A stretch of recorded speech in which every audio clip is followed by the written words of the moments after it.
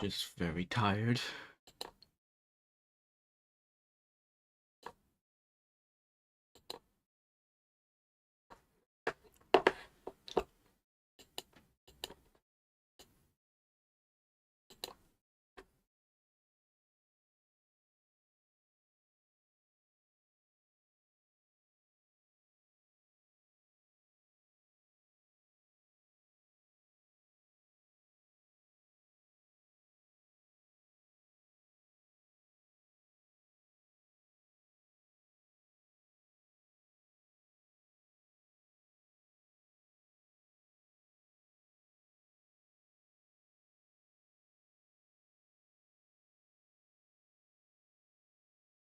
I think just about ready.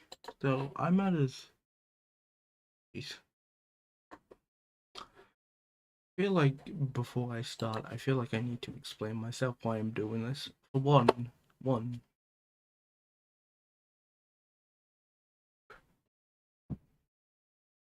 Basically, I basically, I basically grew up with Lego games. Like my whole life, have been attached around that, sort of orbiting. Constantly playing them. So I'm very strong opinions on them. Sort of how I feel about them. Two, I don't like Scott the Woz. Well, I don't think I do. I don't know. I have no real opinion on him. I stopped watching him like 5 years ago. And then since then, he's essentially become the nostalgia critic of gaming, where less focus on the reviews and more on the stupid skits and side characters that no one gives a shit about. So I am scared to watch this just because of that, because I just know, oh boy, I'm gonna have to watch a lot of crap, aren't I? Don't worry about my facial hair or hair in general. I'm fine. I do look a bit hobo-ish. I'm well aware of that. So, shall we begin? Yeah. I have this video lined up right here. Can't see my cursor. Let me see. Cameras. That's still there. I don't know. That's that weird VHS he made. Ass games.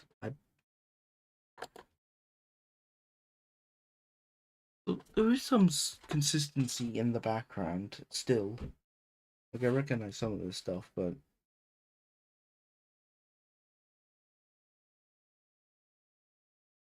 just give me a moment.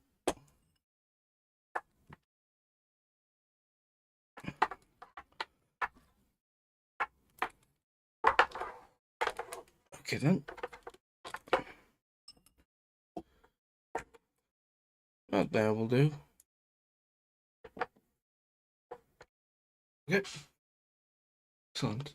So now we begin. You know. I think yeah, my audio is being caught. So yes, 3, 2, 1. Man, I do genuinely. I'm watching this just out of morbid curiosity. What's the quality like?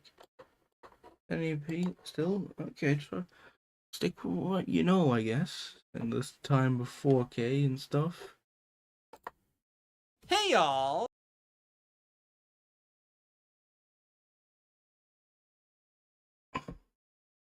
Scott Okay, my headphones are working. I'm gonna play a bit of the audio in the background. So here. Jury duty? I don't have time for that. What if something happens when I'm away? What if I'm jury duty. summoned for jury duty? I can't risk missing that. The only way I can even imagine getting out of this is to plead ignorance by reason of insanity. So if I can degrade my mental health just enough over the next 2 hours, they might let me off the hook. And here, take a look at the quote on this motivational poster. Insanity is doing the same thing over and over again and expecting different results. Already, I'm disagreeing with this video. Already, this joke beginning is pissing me off. oh yeah, all Lego games are the same. No, they're not. You have to be really backwards minded and just wrong to think that. Like, shut up. Although I could say the same about his content. I think I found it. The quickest pathway to insanity. Chronic substance abuse. Lego games. It must be hard to be a parent. I mean, for starters, squirting those kids out. I mean, you must be like, ugh, you know? But then Ew. I don't like that. you have to mull over every single last item you give the damn thing. What's appropriate food to give the kid? Appropriate books, movies, toys, video games. Though eventually. Bella. Valiant. What the fuck is that? From just sort of Shrek 2 and Shrek. What the what? What the fuck? Yeah, I don't recognize that. So the Douglas is, but what the fun cut? What the fuck? Actually, you get the gist. Kirby good, Bushlight no. However, I have to admit, a logo indicator that this is safe for something with tonsils would do wonders. And I ain't talking about that. What does the E stand for? Ew. I want something a little more obvious, something that screams, I'm family fun. Like, what the hell is this? The Lego Movie video game? Okay, fair enough. Why? Oh! This logo right here not only represents one of the biggest toy brands of all time, but an endless supply of video games that many families. Is that Lego Star Wars 2 on the DS? Oh my god, I should stream that. Lego Batman on the DS in the top right, top left. Peak. Actual peak. I should stream that. That is a banger. Along with Lego Batman 2 on DS. Fantastic experience. Families can depend on to supply them with consistent entertainment anybody can enjoy while tying into licensed properties everybody knows about. And I ain't talking Mega Bloks, I'm talking Lego. You know Lego. How the fuck did he get a Scala set? How the fuck does he know about Lego Scala? Oh, there's just something special about Legos, man. Everybody's. Good thing I have 2 drinks here.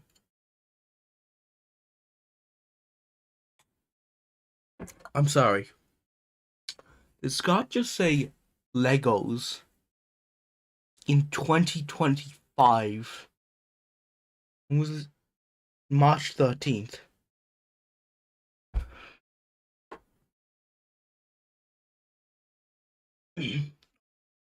Whatever. Had experience with them. I mean, fresh out the womb, they hand you Lego Duplos. And those were great. I made so many things out of them. Towers, pillars, upright sticks. But eventually, you get older. You want to have an easier time choking to death. Yeah. And that's where the traditional bricks come into play. Also, I just want to say, Lego bricks feel amazing on the foot. I don't know where this idea where it hurts comes from. Therapeutic is the best way I describe it. It's just, ooh, it feels nice. I don't know. I just like the feel. It's not at all sharp. It's quite relaxing, actually. And these, you can build anything out of them. As a kid, I had this Lego table, top with this huge Lego base you could snap bricks onto, and underneath were drawers you could store your Legos in, and this was like my. I want to fucking kill this man. No, harassment and death threats are against TOS, so no, not even as a joke. That's a good idea. I swear that's a joke. My command center back. Who the fuck is this artist? Was it Scott himself? I'd build little towns and then bring in completely. What's with the game theory background? That's something I could react to. Watch old ass game theory videos, especially the boob one, or not get my channel taken down. These separate toy lines to wreak havoc. These moments in particular never really stood out to me until, well, this very moment, as I'm realizing how instrumental Lego was in my development of creative skills as a child. There's Lego up there. So over there. And there's a few sets I haven't built. This almost was a Lego building stream, actually. Well, kind of. This was... I had planned, before I saw this video in my recommended, I bought a Pikachu Mega Bloks thing, and I was like, that's funny. Get that, because Lego has Animal Crossing, Zelda, and Mario, but not Pokemon? I don't know. Turning this dirty sack of geometry into this. I mean, that's impressive. And hey, regardless of your Lego skills, the end result is always satisfying. You can make the greatest, most wonderfully detailed Lego creation of all time, and that's incredible. Or if you're not nearly as adept, just finding scraps that can sort of make what you want force you to use your imagination Fair in enough. such a special way. Look, Yeah. I made a brick. I was never immensely into Legos as a kid, and primarily just played around with that filthy drawer of random pieces. Oh, didn't dabble in any of the elaborate sets or any of the licensed products. You missed out, man. I'm sorry. Just pure Lego when I was bored. But I respected the hell out of this brand, and eventually in my adult years, I only got way more into the unique kits. I mean, look at this Manchester Stadium, a functioning piano. Is it actually functioning? Not only are these really cool, it's oddly therapeutic to just follow the directions and snap these Yeah, it is. It's really nice. Holy shit, I don't actually hate them, but still, it's Lego, not Legos. bricks together. And it's because of that and everything else, I'd say Lego is genuinely one of the greatest toy lines to ever exist. I just think it was missing something for me as a kid if it took me this long to realize. Maybe I needed Lego to take that next big step into a new medium, really push the boundaries of what Lego could be, and I think I now know what I wanted. Lego The Hobbit for 3DS! Lego video! I've played that, actually. I played a few hours of it. Ugh. Oh my god, is he gonna talk about Lego Rock Band? There's Lego Star Wars 2 on DS. That's fucking insane that he's bringing that up. I forgot Lego Ninjago had a Lego Ninjago movie had a game. I forgot about the Lego Ninjago movie in general. That was drone races. Is he gonna talk about drone races? Drone racers.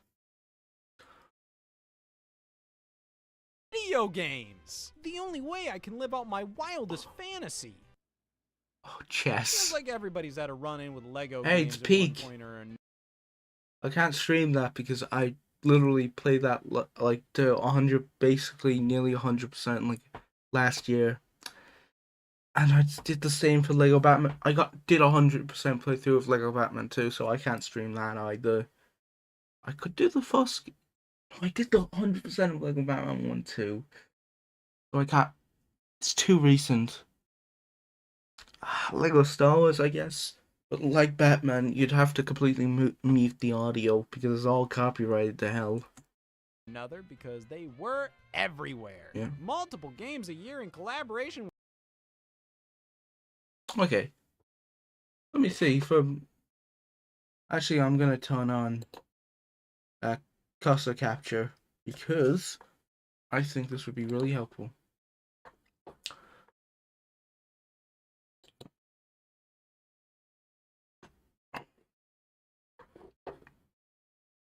Give me a moment.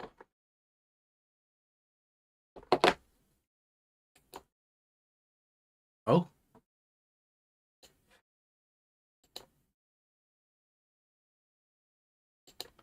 That didn't go well.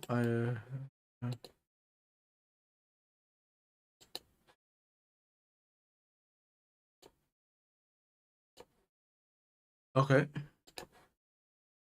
There we go, fixed. Okay.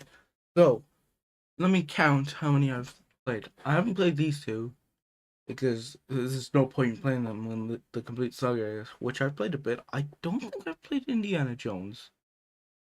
I have played Lego Batman 1. I've never played the Lego Rock Band. I've never played a Rock Band or Guitar Hero game in general. Indiana Jones 2, I have played a bit. Harry Potter. So the Harry Potter games, I own the collection version. I might stream. I don't know. I fuck J.K. Rowling. Maybe not. Um, I've played the DS versions of both of these to basically 100% completion. I really like the years 1 to 4.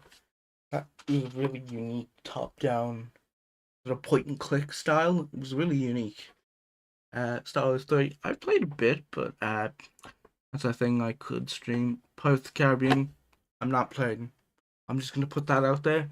I'm never playing Lego Pirates of the Caribbean. I just everything around this franchise just stinks of no.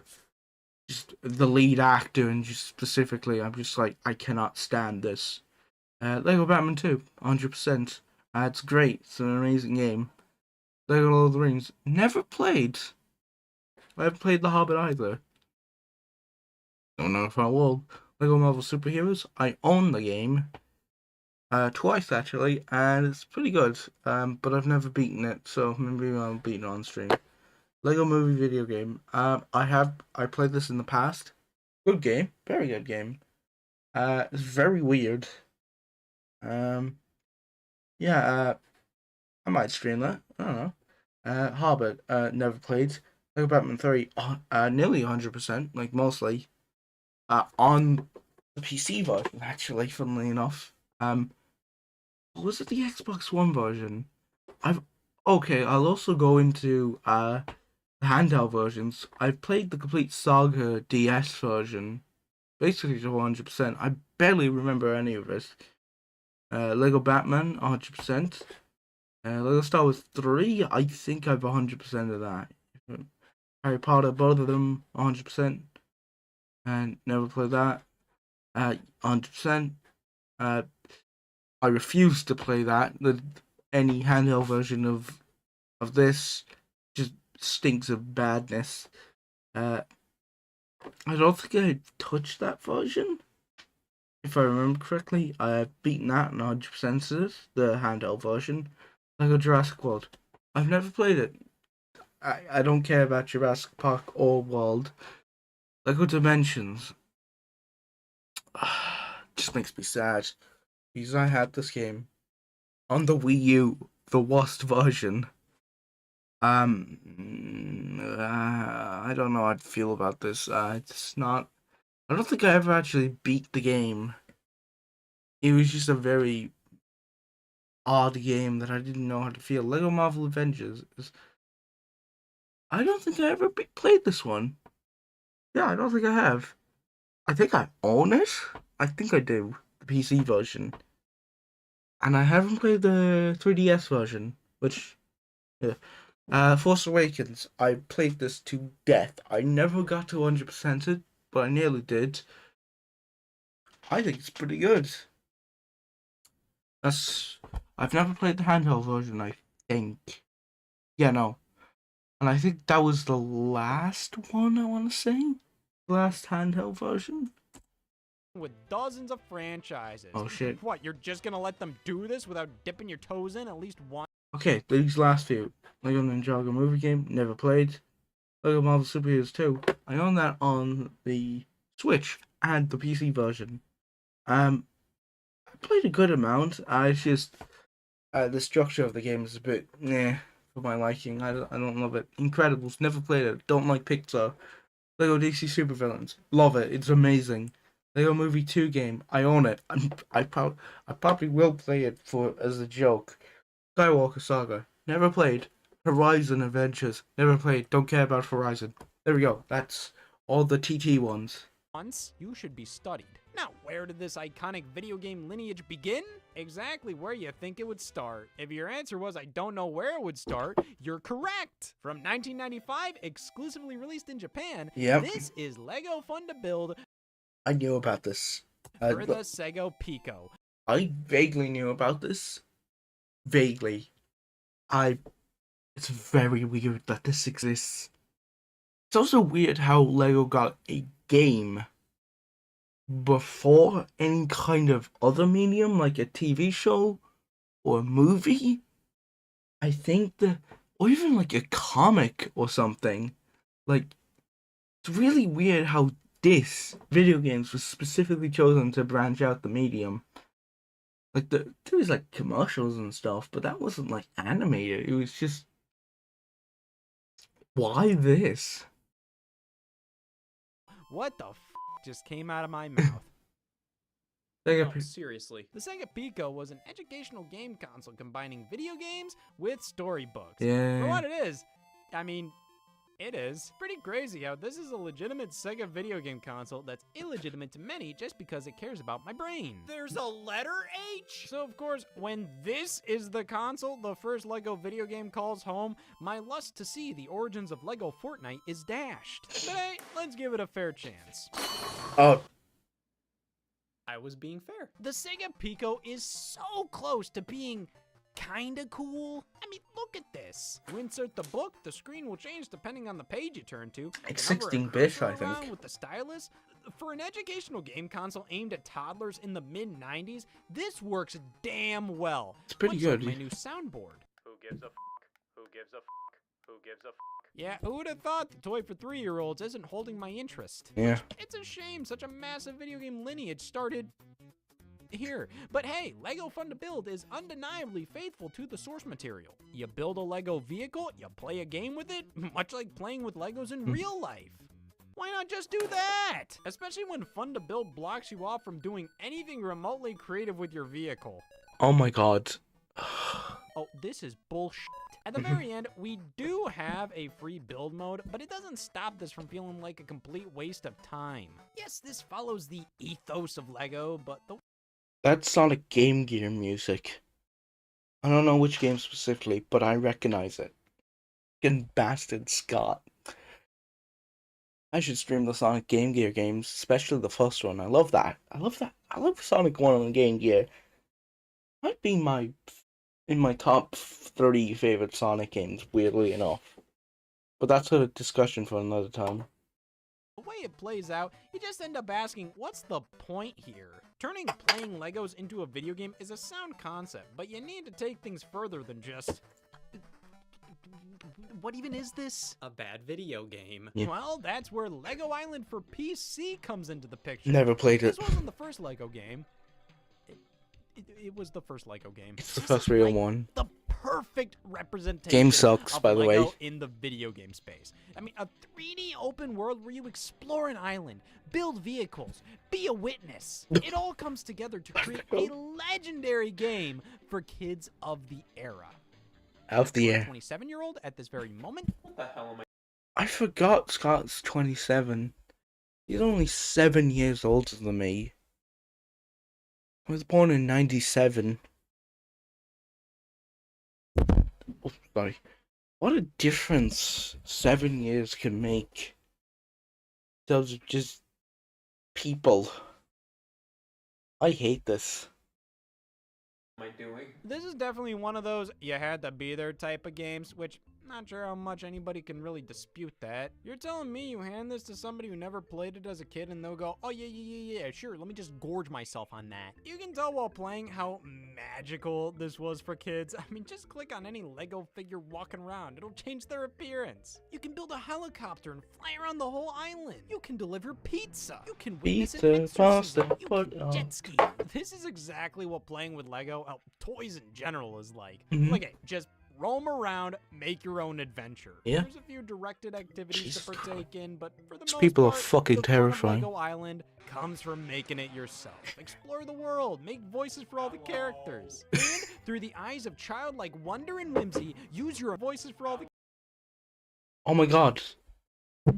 Scott got a real PC. He's not using some Mac crap anymore. I'm so happy for him. Maybe he'll no longer be a virgin. Probably not, because that's his whole brand appeal, but you never know. characters. And through the eyes of childlike wonder and whimsy, use your imagination to craft limitless possibilities in this perfect virtual playground. Okay. How many games until Lego Star Wars? Jesus. Oh gosh. Yep.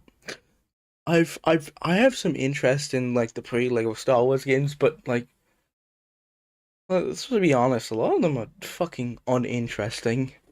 Early PC era of Lego video games is all over the place. Like, what is this? Hello, welcome to Lego Friends. Oh my god, okay, so I knew about this. There's a lot of I knew about this in this video, but I knew about this. You know the line Lego Friends, the weird mini doll stuff. This is where that comes from. The name, at least. I don't know why they decided, of all things, to revive the name of this obscure PC game from the 90s to make a girl-centered line. Here we are. The first 4 people are. Well, 3. Lego chess. At the time, Lego was attempting an invasion on the video game industry. Multiple Lego themed games in a variety of genres, all by different developers. I mean, video game software was hitting it big, especially with kids. There was some fear that traditional toys were old news. So, if you can't beat them, join them. While Lego Island was the first of these ventures, it also has the most heart, as they genuinely asked themselves, what would a Lego video game be like? Oh, well, it would be a sandbox game, because that's what Lego's all about, but also have an adventure element with some missions to complete, because you have the more instructional and direct Lego sets out there. Oh, and the mission should be vehicle based, because yeah, Lego, and it should be customizable and goofy and weird, and through the power of video games, adhere to the demands and give us the first person perspective of a Lego minifigure. Jesus. The game was eye-opening and laid the okay, that was pretty funny. Not any skits so far. There was one at the beginning that wasn't very funny, but so far the humor's actually been pretty good.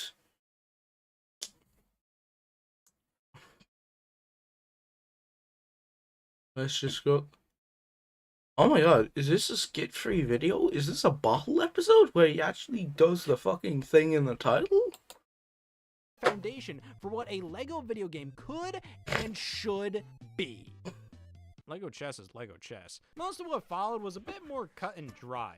Like Lego Creator, for example, that's definitely a pretty solid adaptation of the Lego building experience, but that's all it is. Yeah. It's got some of the personality from Lego Island, like the Wizard Man himself. Hi, welcome to Lego Creator. To learn how to build Lego worlds, click on the button below with me on it. What the fuck is that? Plumber. But it's basically just a virtual Lego construction kit. I was about to say, it was like fucking text-to-speech, but plumber is fair enough. Never heard a plumber sound like that, though. It must be an American It has thing. its place for sure, but what else is there to say about this? All my plumbers sound Polish, because I'm convinced half the population of Ireland is Polish people at the moment. You know what? I'm fine with that. I think it's a bit funny when you see a guy with a really wacky last name with loads of W's, and you're just like, yeah, that guy's Welsh. Not Welsh. No. If a town has a load of W's in it, then it's Welsh. If a last name has a load of W's in it, it's Polish. That's just my rule of thumb. Alongside all these other early titles. Look at all these They're pretty fucking much viewers. The Lego version. Lego Loco is like Sim City. Lego Land is like Roller Coaster Tycoon. Yep. Lego Racers is like Mario Kart. Lego Rock Raiders is like Dungeon Keeper. Lego Friends is like... Hello, welcome to Lego Friends. Hell on earth. This weird dream I had last night. This has nothing to do with Lego. What the hell is this? See, nowadays, there's the Lego Friends line, which first time I saw this was the Nintendo 3DS game in 2014, and I thought, that isn't Lego, these aren't my friends. But even though they didn't look the Lego part, I later discovered the toys this was based on and grew to accept it. Life sucks, this makes sense. And it was a huge success. So many children were shouting, I want Lego Friends, which just makes me think some kids are gonna have one fucked up Christmas. But this line didn't launch until 2012. Hello, Masque, wherever you are. Nice to have you here. Welcome. This game released in 1999. It's not based on anything. Why did this have the Lego name? There was nothing Lego about this. No toys this was based on. Hell, no toys for 13 years. What even is a Lego video game at this point? Because this early on, we've already discovered it being based around Lego isn't a requirement. Anything can be a Lego game, which is why I'm having the damnedest time figuring out what to talk about next. There's not a ton of cohesion between most of these titles outside of family-friendly Lego aesthetic and goofy humor, but to be fair, Lego is such a broad thing that, well, these games don't feel like they're from the same series. They do feel like they all understand the same Lego vibe. But if we do want to stay true to the brand, Lego is so much more than just original concepts like ripping off other games. So, we have the very first Lego game based on a licensed property. Harry Potter. Oh boy! Harry Potter. Time to give up. Lego creator Harry Potter. Oh my god. I knew about this. Jaundice. Yeah, this is just another version of Lego Creator, but now it's themed around I'm stumped. Kind of jarring to see the traditional Lego yellow skin used on licensed characters. This was a thing until, I want to say, about 2004. You saw this with the Lego Star Wars lines. The first 5 years or so, about there, was yellow skin. What's interesting is that all the development videos we've seen of Lego Star Wars 1, of the first Lego Star Wars games, there's like on, what's his name, John Button, that's it, on his channel. Oh my god, it's a great channel. I forget, something Hunt, I think. Game Hunt? Game Hut? I can't remember, but it's a really good channel for finding out all this stuff. And all the like prototype trailer for Lego Star Wars 1 has them with yellow skin, which is, I think, interesting. A lot of that game's development is really interesting because, like, even in the files, the game, hello ABC, in the game files for Lego Star Wars 1, Episode 3 is referred to as, I think, Rise of the Empire, which was the original name. I think that was it. Rise.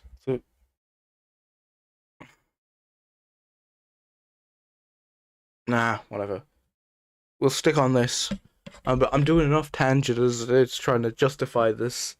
As that ain't the case anymore. But regardless, this was an important step for Lego video games to take, because what was to follow 4 years later really mattered. Until then, the Brickster's back! Lego Island 2, The Brickster's Revenge. Yep. Developed by a completely different team, as the original Lego Island developers were all fired, so their boss to avoid oh, that's fucking terrible.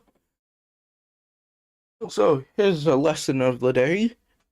Gaming, big corporate executives in video games in the 90s also sucked. They always do, in every medium. Just the worst. Fuck them. didn't have to pay them their bonuses. Yeah, I didn't want to work out today, and to make sure I didn't, I just drank a bunch of rat poison. So there's lots of changes now. We're no longer I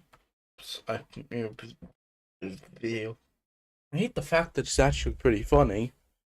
I fucking call him the nostalgic critic of gaming, and here we are with not a single skit. I'm actually disappointed. Like, I wanted it to be more forced than like a Cat Icarus video. Like something really shitty and unfunny, but 10 times worse. Here we are. Poison. So there's lots of changes now. We're no longer POV, life is hell. We're in the third person and on PlayStation. Well, hot damn, I'm sold. What are the cons? Everything. Well, at least it's in third person and on PlayStation. I mean, the original Lego Island wasn't a great game, but it was a great kids game. And this, it's just a kid's game. This fucking takes everything sucks. that made the original feel special and just rips it all away, and it's kind of hard to explain how. Has a far greater emphasis on the plot, which is just awful. I don't think that's bad. It's just really confusing. Like, why fucking suddenly the sequel cares about the story? Like, The first game doesn't care about the story. Why should the sequel? And yes, I know it. That happened with Metal Gear. Metal Gear 1, plot's very simple. Metal Gear 2, plots are very complex for the time. And I say that knowing fully well that the plot of Metal Gear 1 was a lot more complicated compared to games of the time period. And then Metal Gear 2 just doubled down on that, which led to MGS1 basically sort of retelling the plot because no one played the best the best of the two 2D ones. Although there is Ghost Babel, which falls under that lineage, which shit, I should stop talking about Metal Gear. I just beat MGS3. I don't need another mental breakdown. Back to the video. Who cares about any of this? You pick this up and go, how? Game is constantly interrupted by boring missions, bad voice acting, long load times. Like, come on, I just want to dick around on Lego Island. But even when I do that, it's just not as fun here. This game just doesn't feel natural as a sandbox game. I don't know, the switch to third person kind of makes the world feel smaller. Controls. I don't know if I agree with that. You're more zoomed out, so you're small, so it should be bigger. This can be rough at times. You don't build any vehicles, and also, it's 2001 now. The PlayStation 2 is out. Grand Theft Auto 3 launched. Looking back at this in retrospect, doesn't feel as groundbreaking as the original did, being a 3D open-world sandbox game from 1997. That alone makes the first game more... Wait, they waited 4 years to make the sequel? Oh, well, I know that's not how game development works, but still. The first game was a success, I thought, so why did they wait 4 years to release the second game? God damn it, people are fucking idiots. More enjoyable than this. Now, does that make Lego Island 2 a bad game? Yes. I don't care. Lego themselves...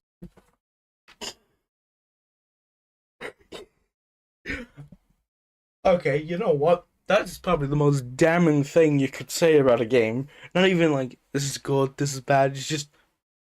I don't fucking care. That is... Jesus. Yep, that is probably the most negative thing you can say about a game. It's just... I don't care. Like, a game just so dull and uninteresting. That's like a death knell. Excuse me. For a game, in my opinion. Like, just... worse than being bad is just boring. Like, you just don't give a shit. Like, why should I bother playing this? Like, if something's bad, you want to find what's bad about it and explain why. If it's boring, you're just so uninterested in finding the problems in it. Yeah.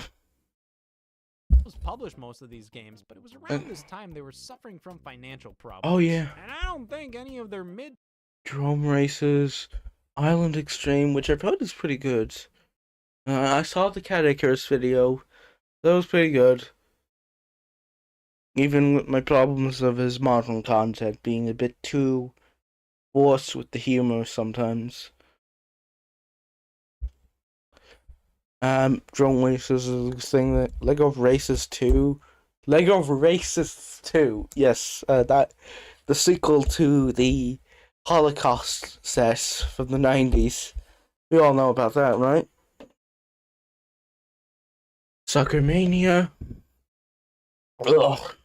Football Mania. You cunts. Bionicle. I never cared about Bionicle, but the Bionicle game looks actually good. So maybe I'll play it one day. Dozens of video game releases helped them one bit. Was that? There was another Galador game? There was a Galador game. I thought the line was just so shit that they never bothered. This is fucking insane. I need to play this. I'm fascinated by this piece of shit line. What am I doing? Electronic Arts stepped in to help publish Lego Eat games. every ass. What we got here mostly consisted of sequels and shame.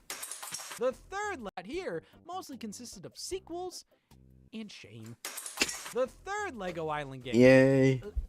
Island Extreme Stunts. Why the hell did they get rid of the Lego name? A couple of the titles they released around this time did that. Was the Lego name really that embarrassing? Like, oh, people won't buy this if it's Lego.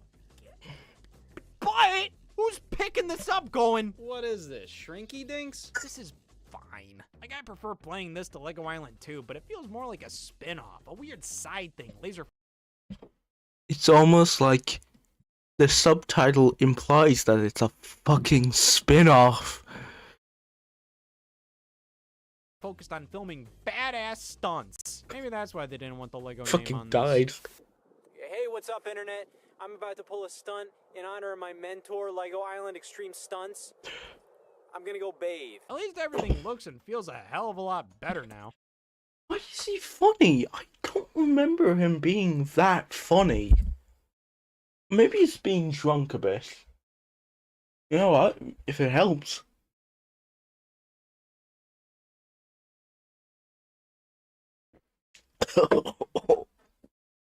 Fucking disgusting. Ugh.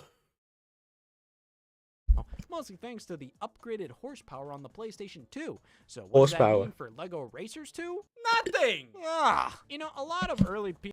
Nothing. Absolutely nothing. Great movie. I've never watched UHF, but the clips I've seen have been fucking incredible. PS2 games just feel like smoother PS1 games. I feel like I'm in the Twilight Zone when I'm playing this. Like, where am I? Just one of the many... Specifically, which Twilight Zone? The original 60s version, or was it 50s? 60s.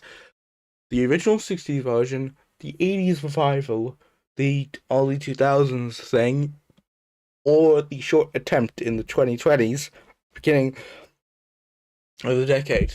Which makes me think, every 20 years the Twilight Zone comes back, which means, hello people from the year 2040, did this last only one season? Or did it last two this time? I don't know, it seems like every Twilight Zone revival kind of crashes and burns, which it's unfortunate to say when the movie literally happened. How is that director not in prison? Whatever. Actually, I need to show you. I need to show you guys the intro to the Twilight Zone.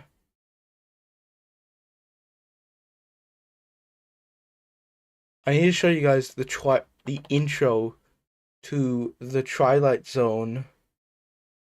What is it? Twilight Zone early 2000s intro. Twilight Zone 2002. Only one season intro.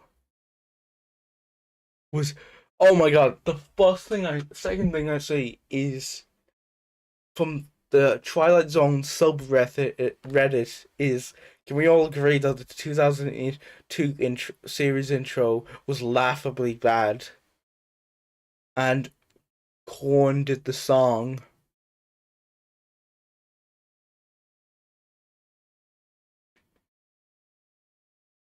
This. Okay, I need to show you guys this.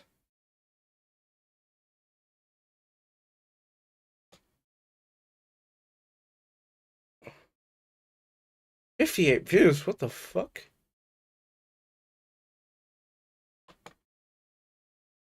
This is the most amazing thing I've ever seen. You are traveling to another dimension. A dimension not only of sight and sound, but of mind. A journey into a wondrous land whose boundaries are only that of the imagination. And there's the wine. The Twilight Zone. Forrest Whitaker hosted it. Oh my god. Oh my god. I need to watch the show. It's probably so bad, laughably bad. It is the most early 2000s thing ever. Oh my god. Forrest Whitaker. Really? You had to do this. I bet he heard the theme song and was like, well, I have a contract to fulfill, so. But why Korn? Why a new metal band at all to do the trial? I mean, thinking about it, the sound of this, I don't hate for being with the Twilight Zone. It's vaguely creepy. And I think that's what they're going for, and I think that works, but it's just so laughable. Why the sort of the idea behind this is so weird. Like, it's very clearly some corporate executive trying to be hip with the kids. Whatever. This tangent has gone on way too long. Let me see. How long have I been streaming for? I've been streaming for 45 minutes, and I'm still only 15 minutes in. Expect this to be a 5-hour stream on a 2-hour video, which, you know what, to be fair, is how reaction content should be done. I'm actually adding shit to the video. I'm transformative in a way, so. And I'm talking a lot and pausing a lot and giving my thoughts and sort of going on tangents. I think I'm doing a good job at this. Reasons I think LEGO Racers 1 is the more rock-solid experience. I mean, it's just a basic kart racer with customizable LEGO elements, but that's all it really needed to be at the time. Yeah. In comparison, LEGO Racers 2 tries to innovate. Oh boy, let the future know it all started here. You son of a bitch. I'm not looking forward to the year 2027. Because that's the year before the election. The next election. And that's when everyone's going to start their campaigns at the end of the year. I'm not looking forward to that year for the American people. I'm just saying. I mean, I've been seeing in my recommended that video of Micheál Martin being Trump to Ireland, and I'm just like, no. Anyway, back onto the video. This game is so damn boring. It all comes down to the tracks. You have these big open areas to explore in the adventure mode, and the courses, they're just sectioned off versions of the open world. These are too big and broad to really feel like meticulously designed racetracks. Oh my god, that sounds terrible. What the fuck were they thinking? What are they thinking? Oh fuck. I think I'm gonna have to stop drinking for a bit. The vehicle builder is genuinely pretty in-depth for 2001. Okay. You don't follow specific guidelines, you can literally do anything here. Thank God. I still find the original to be better. But what is that? That frame rate though. You think he was like playing this on like a emulator on a shitty laptop? Content theme. Make your own vid. I'm well aware that I'm making lazy content. I am completely well aware what I'm doing here. I want to make it clear what I'm doing. I'm trying my best. Please do literally anything.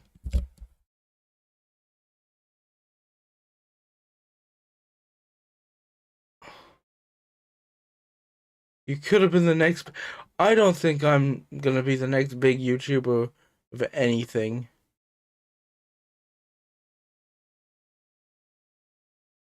Anyway, on to the next thing. That mean for LEGO Racers 3? I'm illiterate. Drome Racers! Yeah, this was a line of badass racing toys by LEGO, and thus, this is considered LEGO Racers 3. And I'm considered a fan of Drome Racers.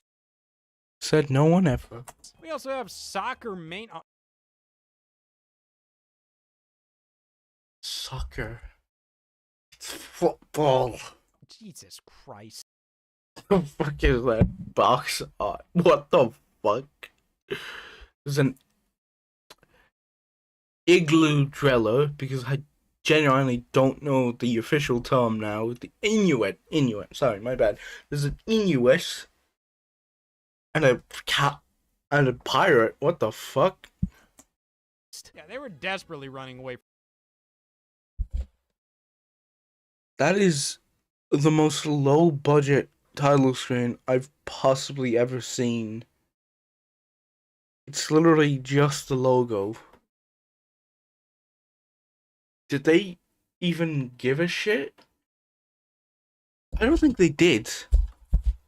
Like, they genuinely did not give a shit making this game, I think.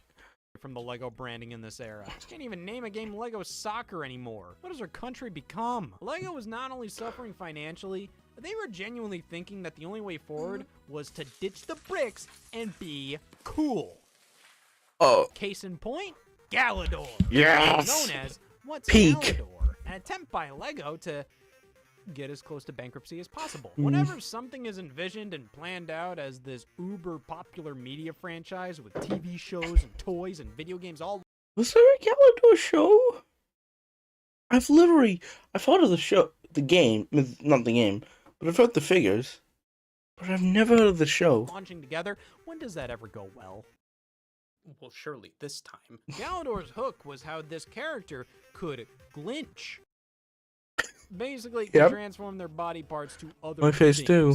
That was the idea behind the toy line. Mix and match them to create, oh my god. So naturally, Lego poured millions into this project, assuming it was going to save their company. Judging by the video game, I wonder what happened. This game is awful! Some of the worst controls I've ever experienced in a side-scroller. The jump is so stiff. So fucking zoomed in. Holy shit. Yet movement is so slippery. It feels like they're going in and out of slow motion half the time. This frame rate is terrible. And the concept of switching between different abilities, glinching, makes for some decent level design ideas. Like you have to use your frog legs to swim, then glinch over to your robot arm to Glitch. punch a wall and time it Can you stop saying fucking glitch? I hate that. well. It's like, I can see where this could have been a serviceable kids game. But that doesn't go with the Galador theming. There was a Galador console game in development, but that was shelved once it was apparent that it's Galador. But hey, at the very least, during these uncertain times, Lego launched Bionicle. Boo, it's mid. Who cares about Bionicle besides sweaty virgins in the basement? Come at me, Bionicle fans. I don't care. Bionicle sucks. It's like, who gives a shit? It's so stupid. Hero Factory clears. Which seemed to pick up a lot of Galador. I just remembered. Okay, so this is a tangent here. It's genuinely fucking funny. Okay, so I have a friend from school who was a big fan of Hero Factory for some reason. Like, I generally don't get why. He told me that when he was younger, he watched Hero Factory AMVs, which I've found. Why? Why would you make AMVs for fucking Hero Factory?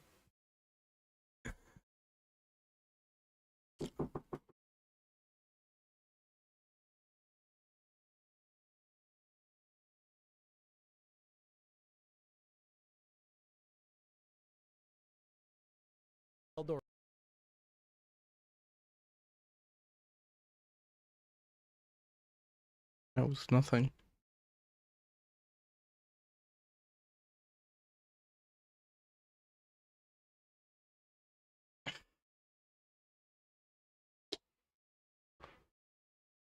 Just talk less. or Slack, being badass toys with lore. These, I feel like, were a far more natural extension of Lego's brand. What?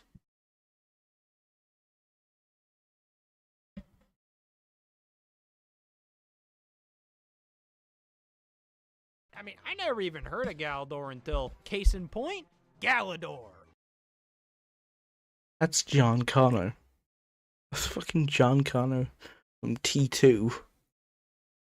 I mean, this other trash doesn't even feel like Lego. Bionicle felt like big boy Lego. I mean, Duplo box were for babies. The smaller stuff was for post babies. Bionicle pieces? Choking hazard, not for children under 3 years. Good thing I'm 27. So naturally, we got a Bionicle video game. Developed by the studio behind Star Fox on SNES. Wow!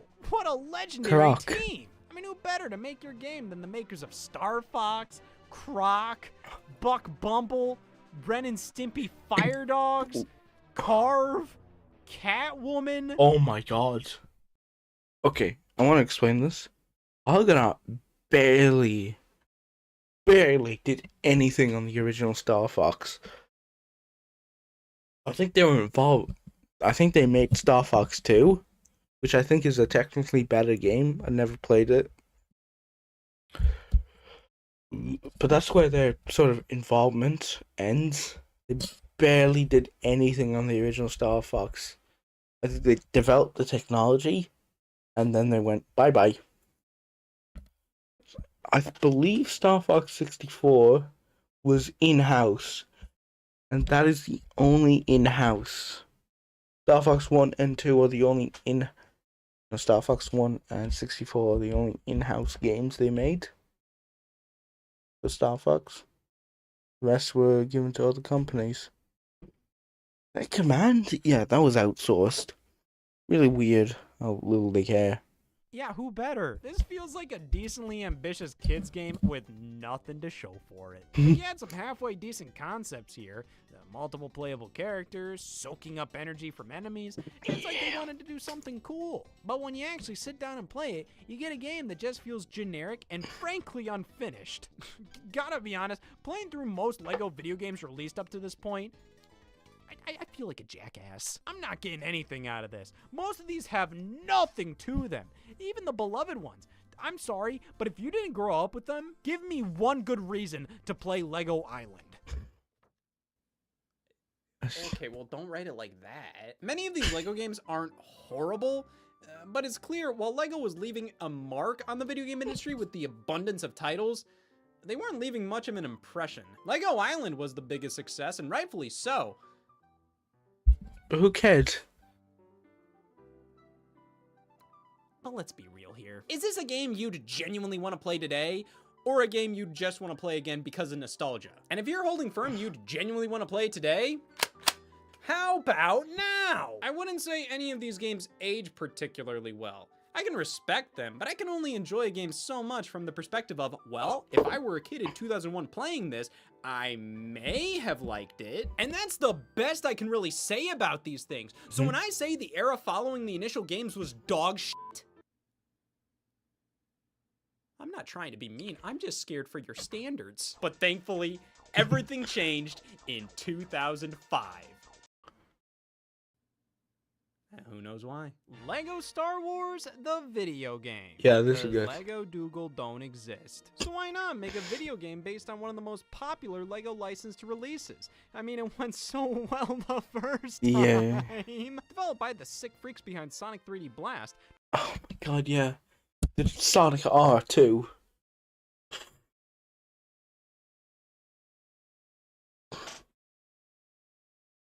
I believe was John but oh, they also did the early 2000s Crash Bandicoot games. Wrath Cortex and Twin Sanity, which I've never played either of them. But the first one's bad, the second one's good, but I've no way of playing it because it wasn't released on the GameCube. I think that the GameCube version was cancelled. So I could emulate the PS2 version, but I'd probably want to beat the first 3 games first, which I own on Xbox One. The Xbox One's over here, and I think it comes with PlayStation Plus. Like, it's one of those free games. The Crash Twin Sanity collection is, excuse me, True Insanity is on PlayStation Plus. I can't remember. I just shut the hell up and let the video play a bit more. Traveler's Tales had a vision for LEGO Star Wars, being a retelling of the prequel trilogy in a family-friendly LEGO style. Of course, to get the most out of Including the this child experience, it death. helps to be a fan of the source material, and as cool as it was to introduce myself for the past 27 years as a guy who's never watched a Star Wars movie, I can tell it's time to change that. Hi, I've never watched a Star Wars movie, and now I'm wearing socks! Unfortunately, there's only so much I can understand from Google searches. Glop shitto. So, I'll concede and watch the Star Wars prequel. Fucking don't watch the Star Wars prequels. They're bad. They're really, really, really bad. Trilogy. I lost my only quirk for that. I don't think the Phantom Menace is that bad. Oh, it It's is. boring and unnecessary. I feel like you could have summarized important plot points here in 10 minutes and included that in the next one, which is already pretty forgettable to me. Attack of the Clones is just decent with some heavy-hitting scenes, but No. Attack of the Clones is fucking terrible. One of the worst movies I've ever had the misfortune of seeing. Revenge of the Sith. Oh boy, this was a good one. So No, it's not. I'm sorry. Revenge of the Sith is also bad, which I will explain in the future in my Star Wars review series, which will all be like 2 hours long, except for The Last Jedi. The Last Jedi will be a 4-hour long review because I have a lot to say about the movie. Because I care. I care a lot. thankfully, now I can finally understand what I'm looking at here. Oh, graphics. This had Yada. every excuse to be a cynical cash grab. I mean, Lego Star Wars, the video game. It's like Shrek Twinkies. And you're telling me this was meant to tie That's a thing? into the theatrical release of Revenge of the Sith? 2 months later, you could have known from months Shit ahead of time movie? exactly what was going to happen in the biggest movie of 2005. Well, Biggest movie of 2005. I'm gonna be honest, even if it's Star Wars, I think Batman Begins was bigger. It was certainly better. damn, rip my tickets up, I'm good now. But see, even though this could have easily been a rushed, soulless product, booting this up, you can instantly notice a tremendous leap in quality from previous LEGO games. How impressive. Looking back at those experiences, LEGO Star Wars is a much more traditional video game by comparison. You go through a level, defeating enemies, solving some puzzles. That's why I think I love TT game style of LEGO games so much, is that they're very traditional LEGO games, but with a very unique spin that you really can't get anywhere else. It's this blend of platforming, action, puzzle solving. Like, it's really its own unique genre that's never been replicated. Like, I've never seen any other game really try this. And it's really popular too, so I wonder at what point indie games will start replicating the LEGO style. I actually really enjoy that. Indie games based on classic LEGO games. The TT games ones. If that ever happens, I will absolutely support that. Sounds cool. It's very simple, but not brain dead, and that's a big deal. Brain dead. Let's just say some of the later ones are a bit brain dead. Because this game isn't just meant for whoever thinks this is gourmet. Morons. It's meant for everybody. Anybody of any age can pick this up and enjoy themselves, right alongside Terrible another player whenever controller. they want. Because LEGO Star Wars has co-op. Drop in and drop out co-op, to be exact. Another player can just pop in on a whim and leave without screwing anything up. It's really handy and feels so natural. There's not much to learn here. This is a game where you mash all the buttons for 5 seconds and immediately understand all the controls. Yep, Which makes this perfect absolute. for families, siblings, friends. If you aren't lonely, you finally have it all. In an experience that 'Cause I'm lonely. Wanna die. Great song. The White Album up there. Best Beatles album, I'll just say. Feels just as Star Wars as it does Lego, which is impressive considering on the surface, it almost feels like the Lego branding is kind of superfluous here. Yeah, there's Lego pieces all over the place, but the game isn't super focused around using your imagination or custom building things. Sometimes I've thought, if you're gonna make it a Lego game, why not make it to the point where the game mechanics need the Lego branding at their core? Now, even visually, like, most of the environments here barely have any Lego incorporated into them. But does any of this really matter? Do we really need this to be more Lego than it is? Because honestly, the game does more than enough with the Lego aesthetic. You can break so many things in the environment with bricks flying all over the place. You collect Lego studs as a currency. You quickly put together Lego pieces to create useful items. And on top of all of this, this game utilizes the Lego branding's greatest strength. They won't say f***. That's what I think Lego best brings to the But they will say cunt.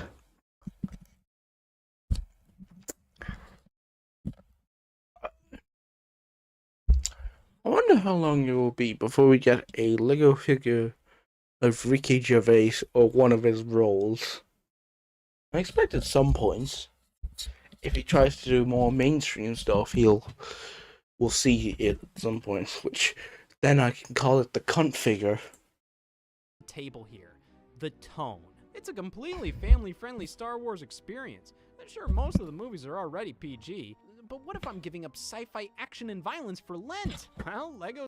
To be fair, Revenge of the Sith is pretty gruesome at points. I mean, you have child death, unplanned pregnancy, which is pretty horrifying, a man being burnt to near death.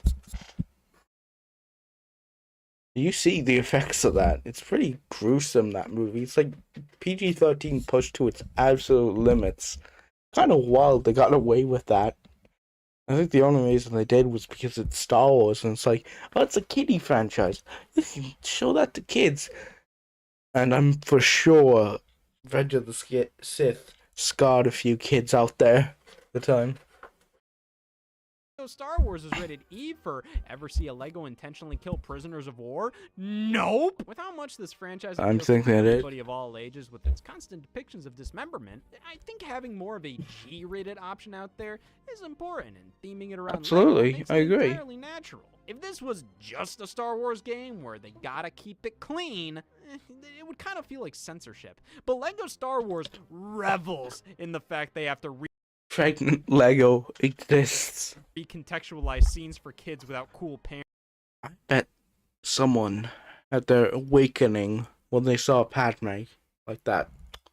I bet someone else at their awakening when Padme died. I've been on the internet far too long to know about this stuff. Parents. They don't try to explain around any changes. Like, they know, they can't show certain things dead. because it's Lego. So, they make the most of it, which fits perfectly with the humor throughout the rest of the experience. I mean, Wife that abuse. tongue is right in there. And the decision to have none of the characters speak helps the humor thrive that much more.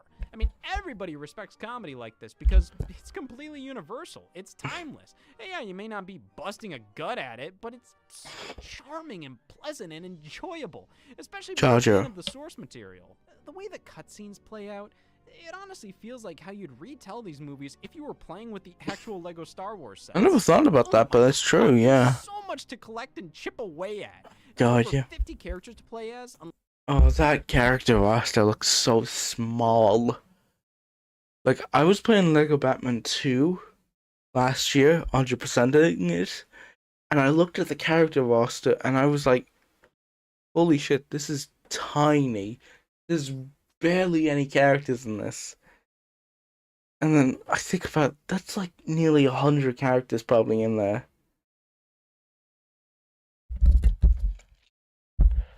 Yeah, it's probably nearly 100 actually, now I think about it.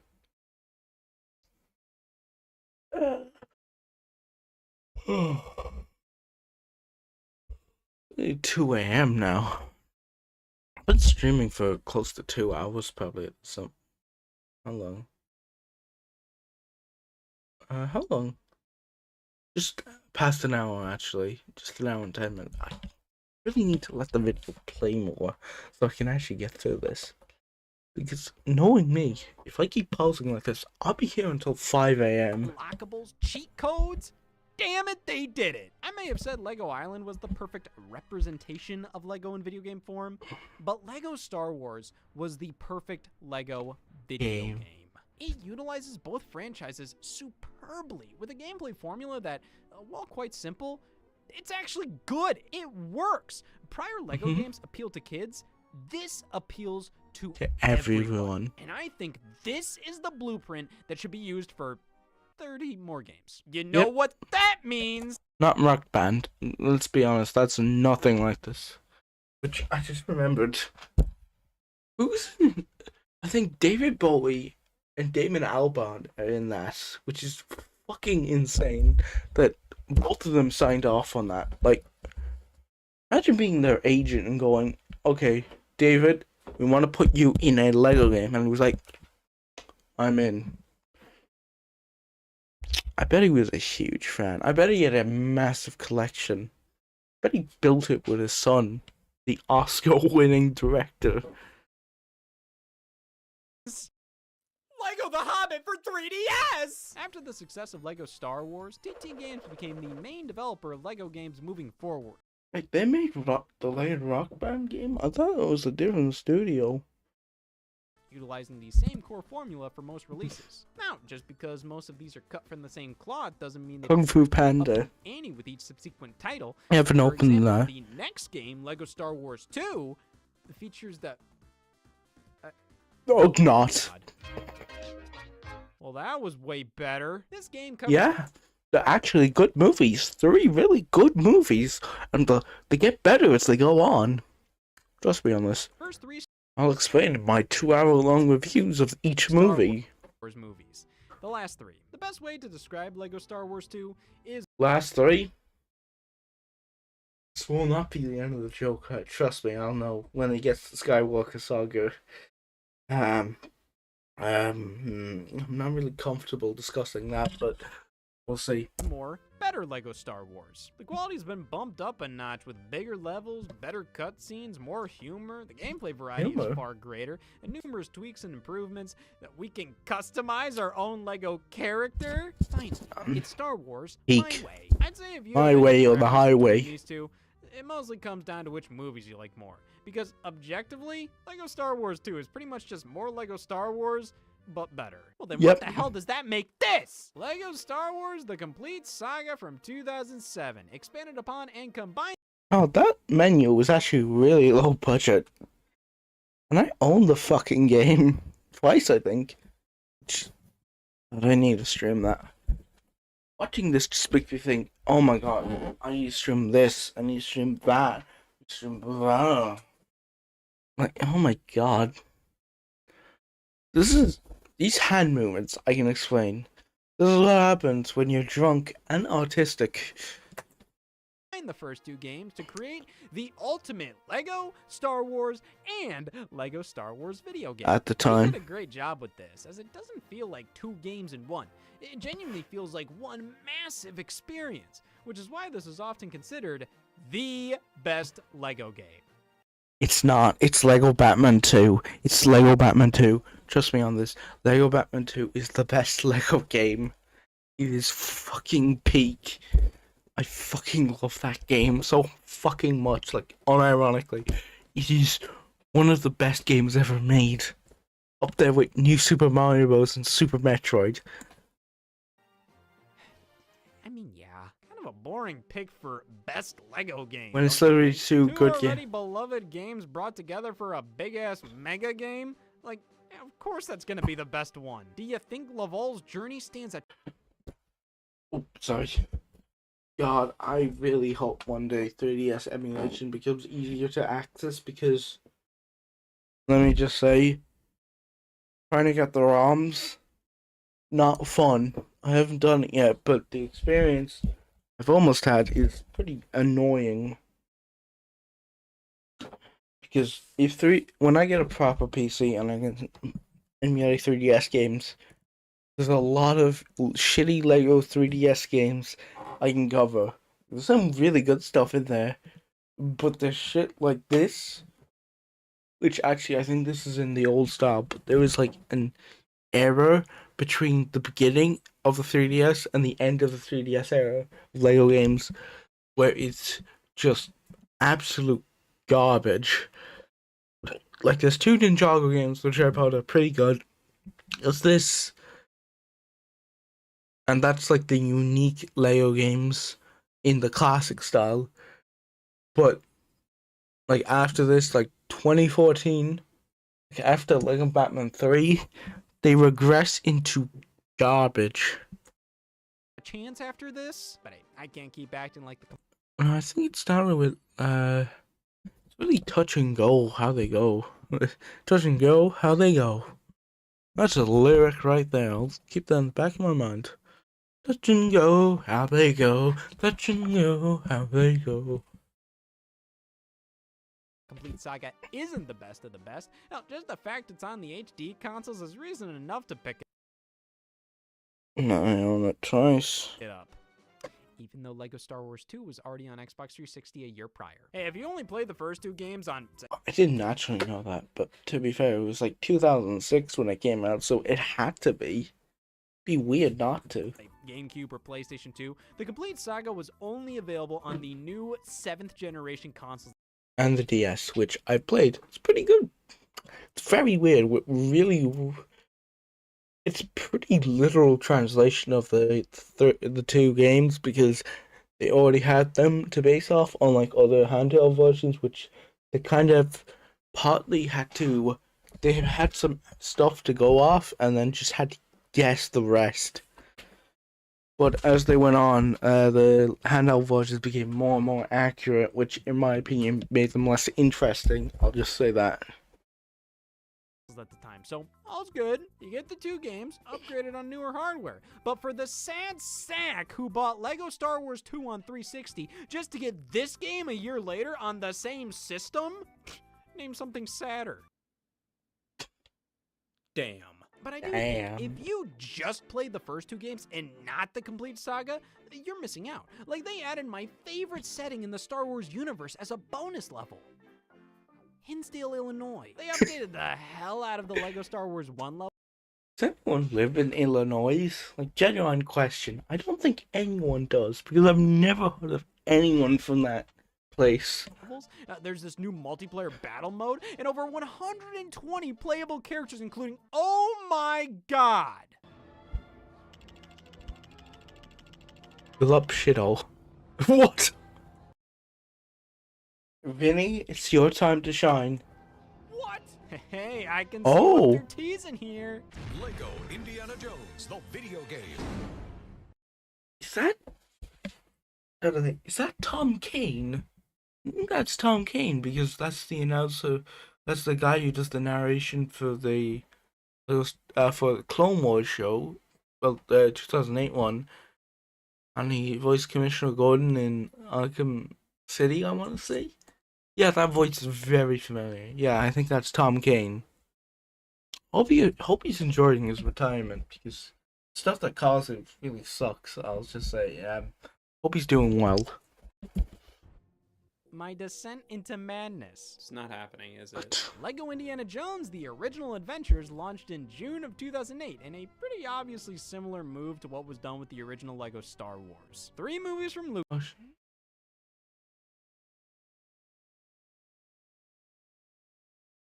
Lucasfilm retold as LEGO to coincide with the latest film. Though, while LEGO Star Wars adapted Revenge of the Sith 2 months before its release, LEGO Indiana Jones doesn't do anything with Kingdom of the Crystal Skull, and it came out after that movie's release too. Didn't know I guess that. they just really didn't want to do a LEGO version of Kingdom of the Crystal Skull.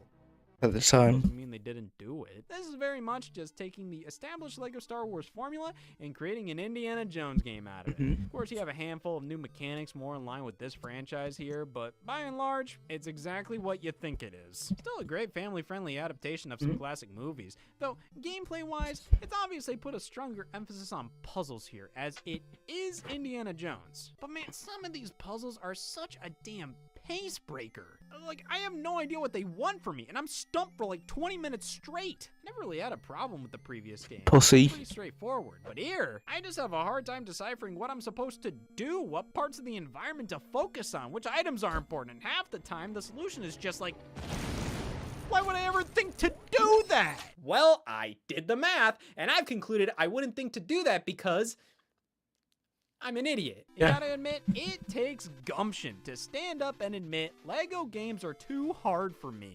Might as well go through the rest of my fears while I'm at it. Getting really good. It's pantophobia. Well, Lego Indiana Jones was a solid next step for Lego games. Wouldn't say it hit as hard as Lego Star Wars. I mean, oh boy, there's over 80 playable characters, but how many do you really give a damn about? At least my favorite Indiana That's Alfred. Alfred. Jones character is included. But this game helped pave the way for future franchises to get the Lego treatment. The next one being that very same year. In September 2008, we got Lego Batman the video game. I actually owned this one on the Wii back in the day. What did I think about it?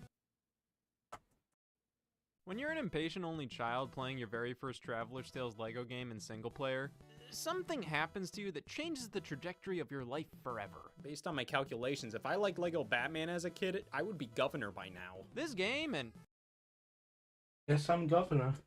well, all other Lego games like it, just didn't click with me. I don't know, it's like what I was saying with Lego Indiana Jones. I just felt directionless a good chunk of the time, with no clue on how the game wanted me to proceed with the solution to many puzzles being, It's so fucking obvious. You're a fucking idiot. honestly, really poorly telegraphed. Now, I'm not saying these games No? are hard. Rather, the puzzles you need to solve in order to proceed feel designed in a clunky way. The solutions often have No? poor visual indicators, the game's camera system, and the way the environment is laid out get in the way all the time. Hell, even the controls just don't feel responsive enough.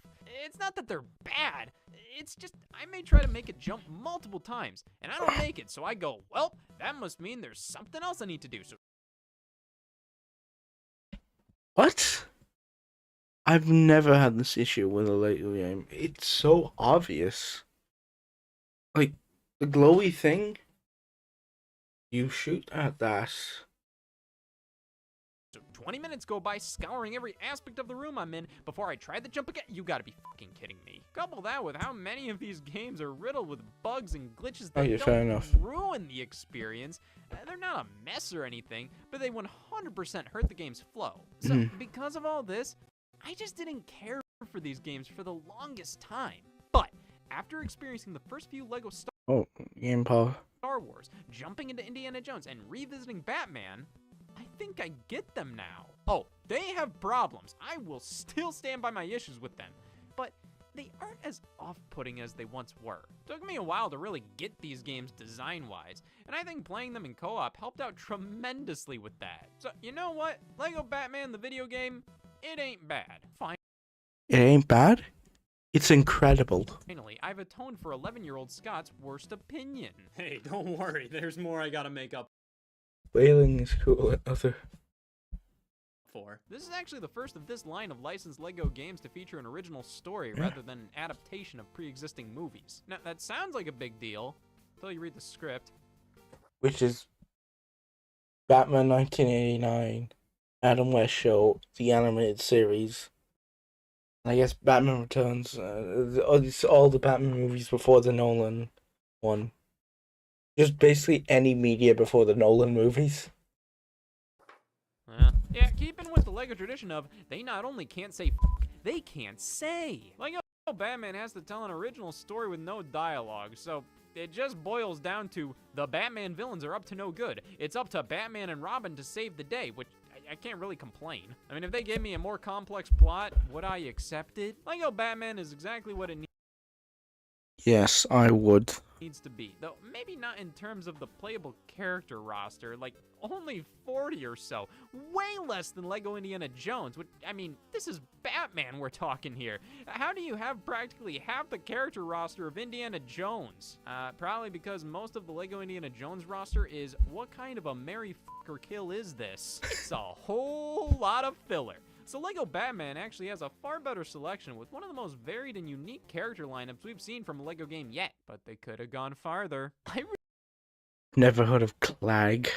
really enjoy the different suits you unlock for Batman and Robin. Love this. Giving you some cool abilities to help you progress, like gliding, placing bombs, magnet shoes, vacuuming up objects, and having a hero side of the story mode as well as a villain side. It all puts this right next to the complete saga for me as one of the best Lego video games. I think it's better than the Complete Saga. Lego Indiana Jones is pretty good, but I just clicked with this one a whole hell of a lot more. Though, don't take my word for it, because all these games are the same. I mean, they are and they aren't. It's like the new Super Mario Brothers games. I've always found this kind of opinion on, oh yeah, these games are all the same, just so fucking stupid. These are all unique games. Yes, they are. They're all pretty interchangeable, but they're all solid family-friendly experiences. They were included with Xbox 360 consoles during the 2008 and 2009 Pure? What the fuck is pure? holiday seasons. That should tell you something. It shared a case with Kung Fu Panda. The something it tells me is troubling. You know what? F it. Kung Fu Panda for Xbox 360, also known as the ass of Lego Indiana Jones. Thank God something new, because Lord only knows if I hate anything as much as I've actually played a few minutes of this.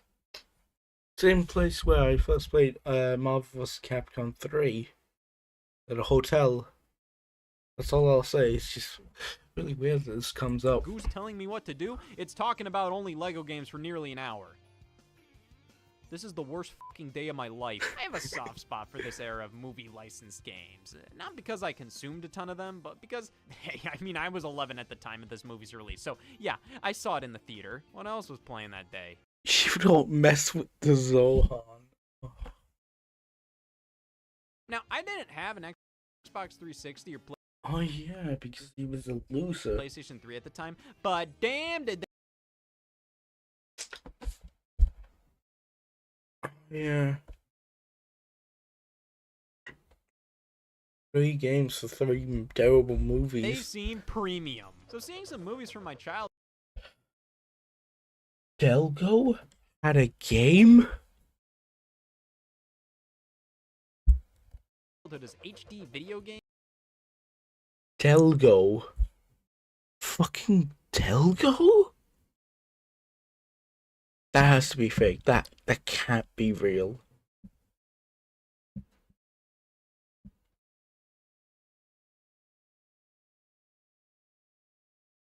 Games in an era where movie licensed games were becoming seemingly less frequent than they were in the previous generation, it just makes this feel special. Now, does this pair well with Lego Indiana Jones? Well, does wine pair well with cheese, peanut butter and jelly, bleach and rubbing alcohol? Well, after Star Wars, Indiana Jones, now Batman, the sky's the limit for what LEGO will do next. LEGO Sky. But thankfully, they listen to feedback. All these LEGO games are the same? No problem! Oh, also, it really bugged me that none of the previous LEGO games had Rascal Flats in them.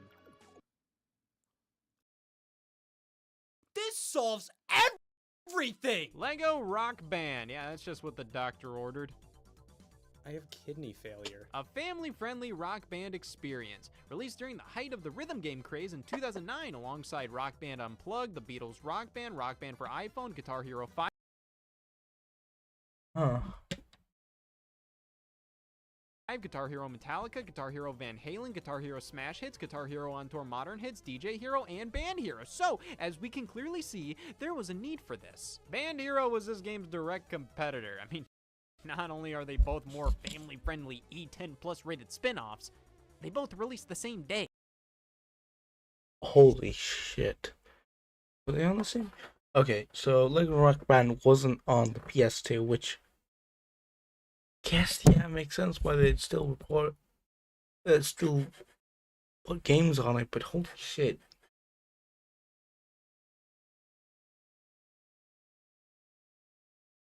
Next. From this point forward, November 3rd will be known as Bob Feller's birthday. These aren't worth a national holiday. Well, hey, with how popular this... Okay, let's see. Music by Duran Duran, Evanescence. This is 2008. That's a bit late for Evanescence. Fall Out Boy. A bit late. The Go-Go's. Okay. The Jackson 5? What? Jesse McCartney? Who? Nelly Furtado? Who? And more? Who? This is from Adam Levine? Ew. What's no... What the hell's No Doubt? Taylor Swift? What?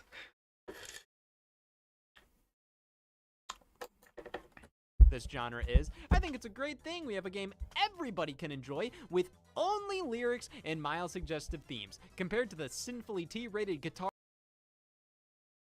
Okay, let's actually compare. 85 songs by 83 artists. Oh. Bob Dylan, Coldplay, Iron Maiden, The Killers, Kings of Leon, Muse, Rolling Stones, Santana, Tom Petty, White Stripes. It was a pretty big lineup. Guitar Hero 5 that has... Okay, let's see what's on AFI. Who the fuck's the AFI? Arctic Monkeys, Blink 182. Ew, I fucking hate pop punk. All Along the Watchtower because they couldn't get to the Jimi Hendrix version.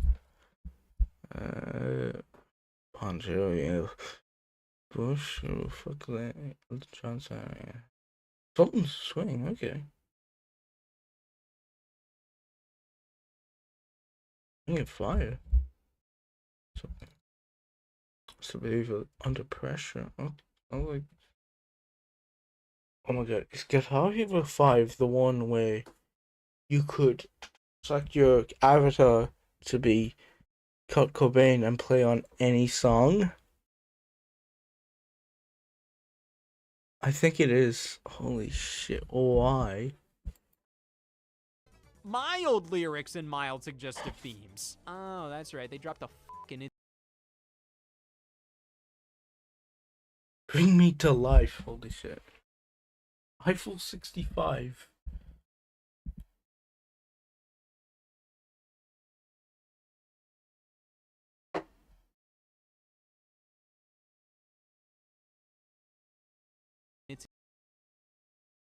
Bitsy Spider. I think Lego Rock Band was the better move. I mean, I didn't understand the point of Band Hero for the longest time. I was like, Guitar Hero already has a band. Now I can see these are both for practicing abstinence, but Lego Rock Band gets that across far better. It's a Lego-themed rock band. This game has a wild-ass soundtrack. Carl Douglas? The good one? Carl Douglas? I want you back. That sounds incredible. Life is a highway. Oh, god damn it. Rock Band for kids, fundamentally. Walking on... Traveler's Tales did work on this one. Not sure why. You really needed their expertise for this? This is just Rock Band with Legos dancing in the background. Well, to be fair, TT Fusion actually developed this. TT Fusion are the ghosts. They're sort of the Traveler's Tales B team. So what was the A team working on? Indiana Jones 2. Lego Indiana Jones 2. What the hell is there left to cover? What, we're doing a standalone game to cover Kingdom of the Crystal Skull? Nope. A year-old movie audiences thought was lame as dirt? Not only are you... It's actually good. Shit, what the fuck? I think this Kingdom of the Crystal Skull is pretty good. It's better than Temple Doom. Although, I think, the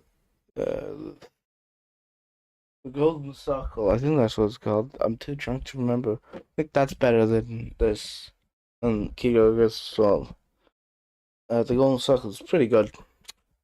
Again, better than Temple of Doom. Temple of Doom's really fucking bad. Really racist.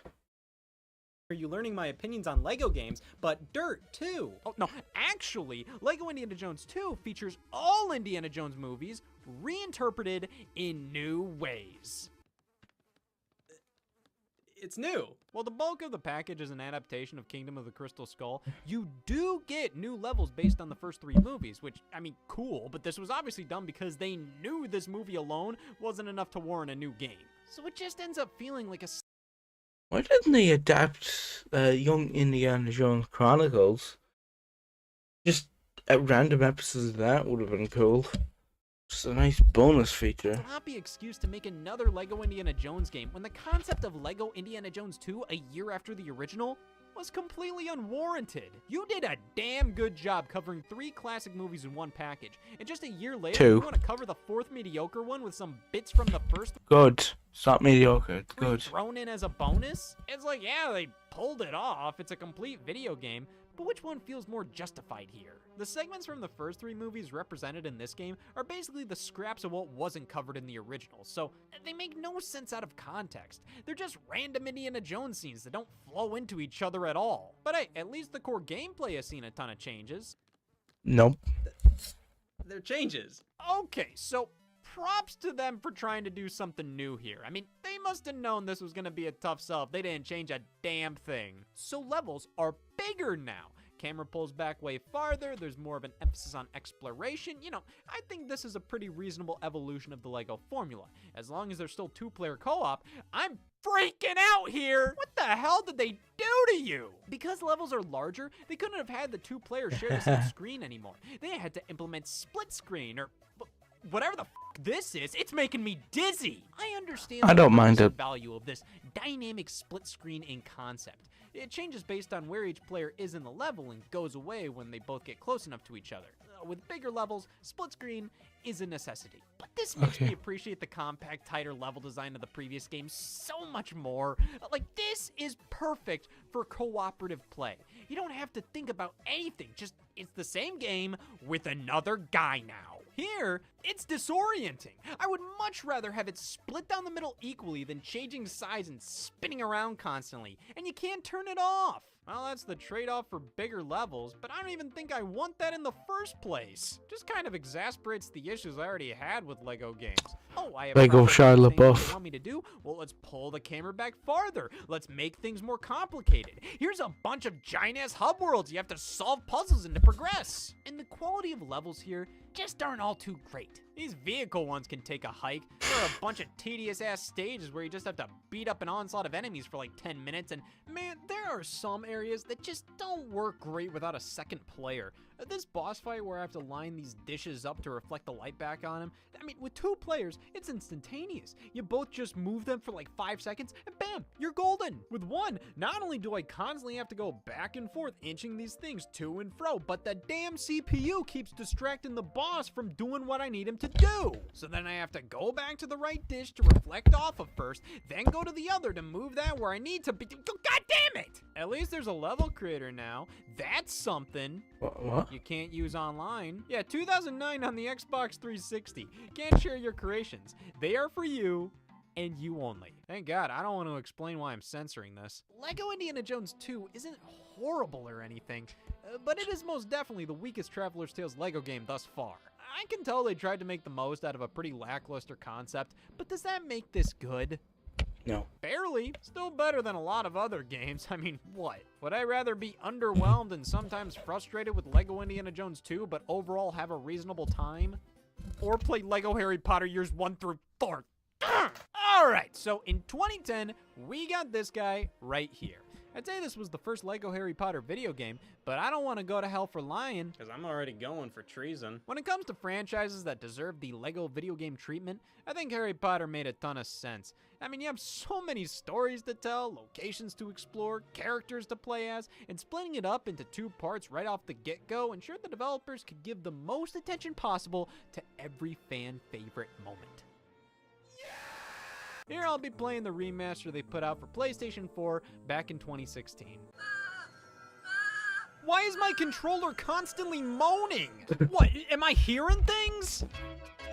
Yep, and the game just does this. In many ways, Lego Harry Potter is the best Lego game yet. But man, as much as these games improve, they don't in the most important ways sometimes. Like, okay, I have to put these Lego bricks together in this specific pattern. Okay, yeah, that's a bit annoying. Nothing's happening. Let's try again. Oh, see, now it works. It's a good thing I did things differently this time. Does this pillar have to be right here? Like, honestly. Oh, damn it, I looked away for a second. Now I don't know where the game wants me to go. Of course, directly off screen. What the hell do I do here? What the hell do I do here? What the hell do I do here? That is incredibly obvious what you have to fucking do. Shut the fuck up.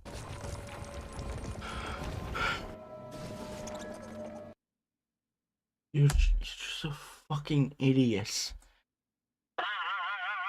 Playing these Lego games, I'm constantly shifting between, wow, I must be so stupid. And Yes, you are.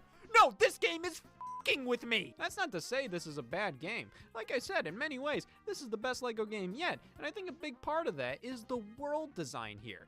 The attention to detail is off the charts. Feels like I'm genuinely exploring the School of Hogwarts, which is pretty cool. Look, they got the iconic giant colored Lego Duplo blocks from the movies. Come on, if you don't remember this scene, you must have memory loss.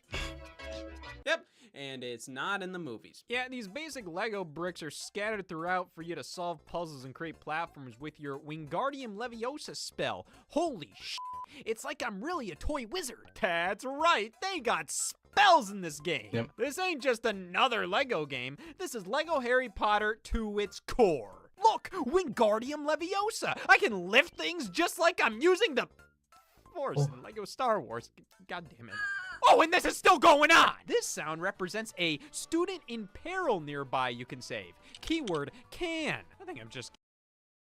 That was only added in the Rainmaster because the old controllers didn't have speakers. getting worn down, which is a shame. This is a pretty good game. I mean, there must be a reason this is the Lego game that gets the most Really? Combo pack, holy shit. Yeah, the Xbox One,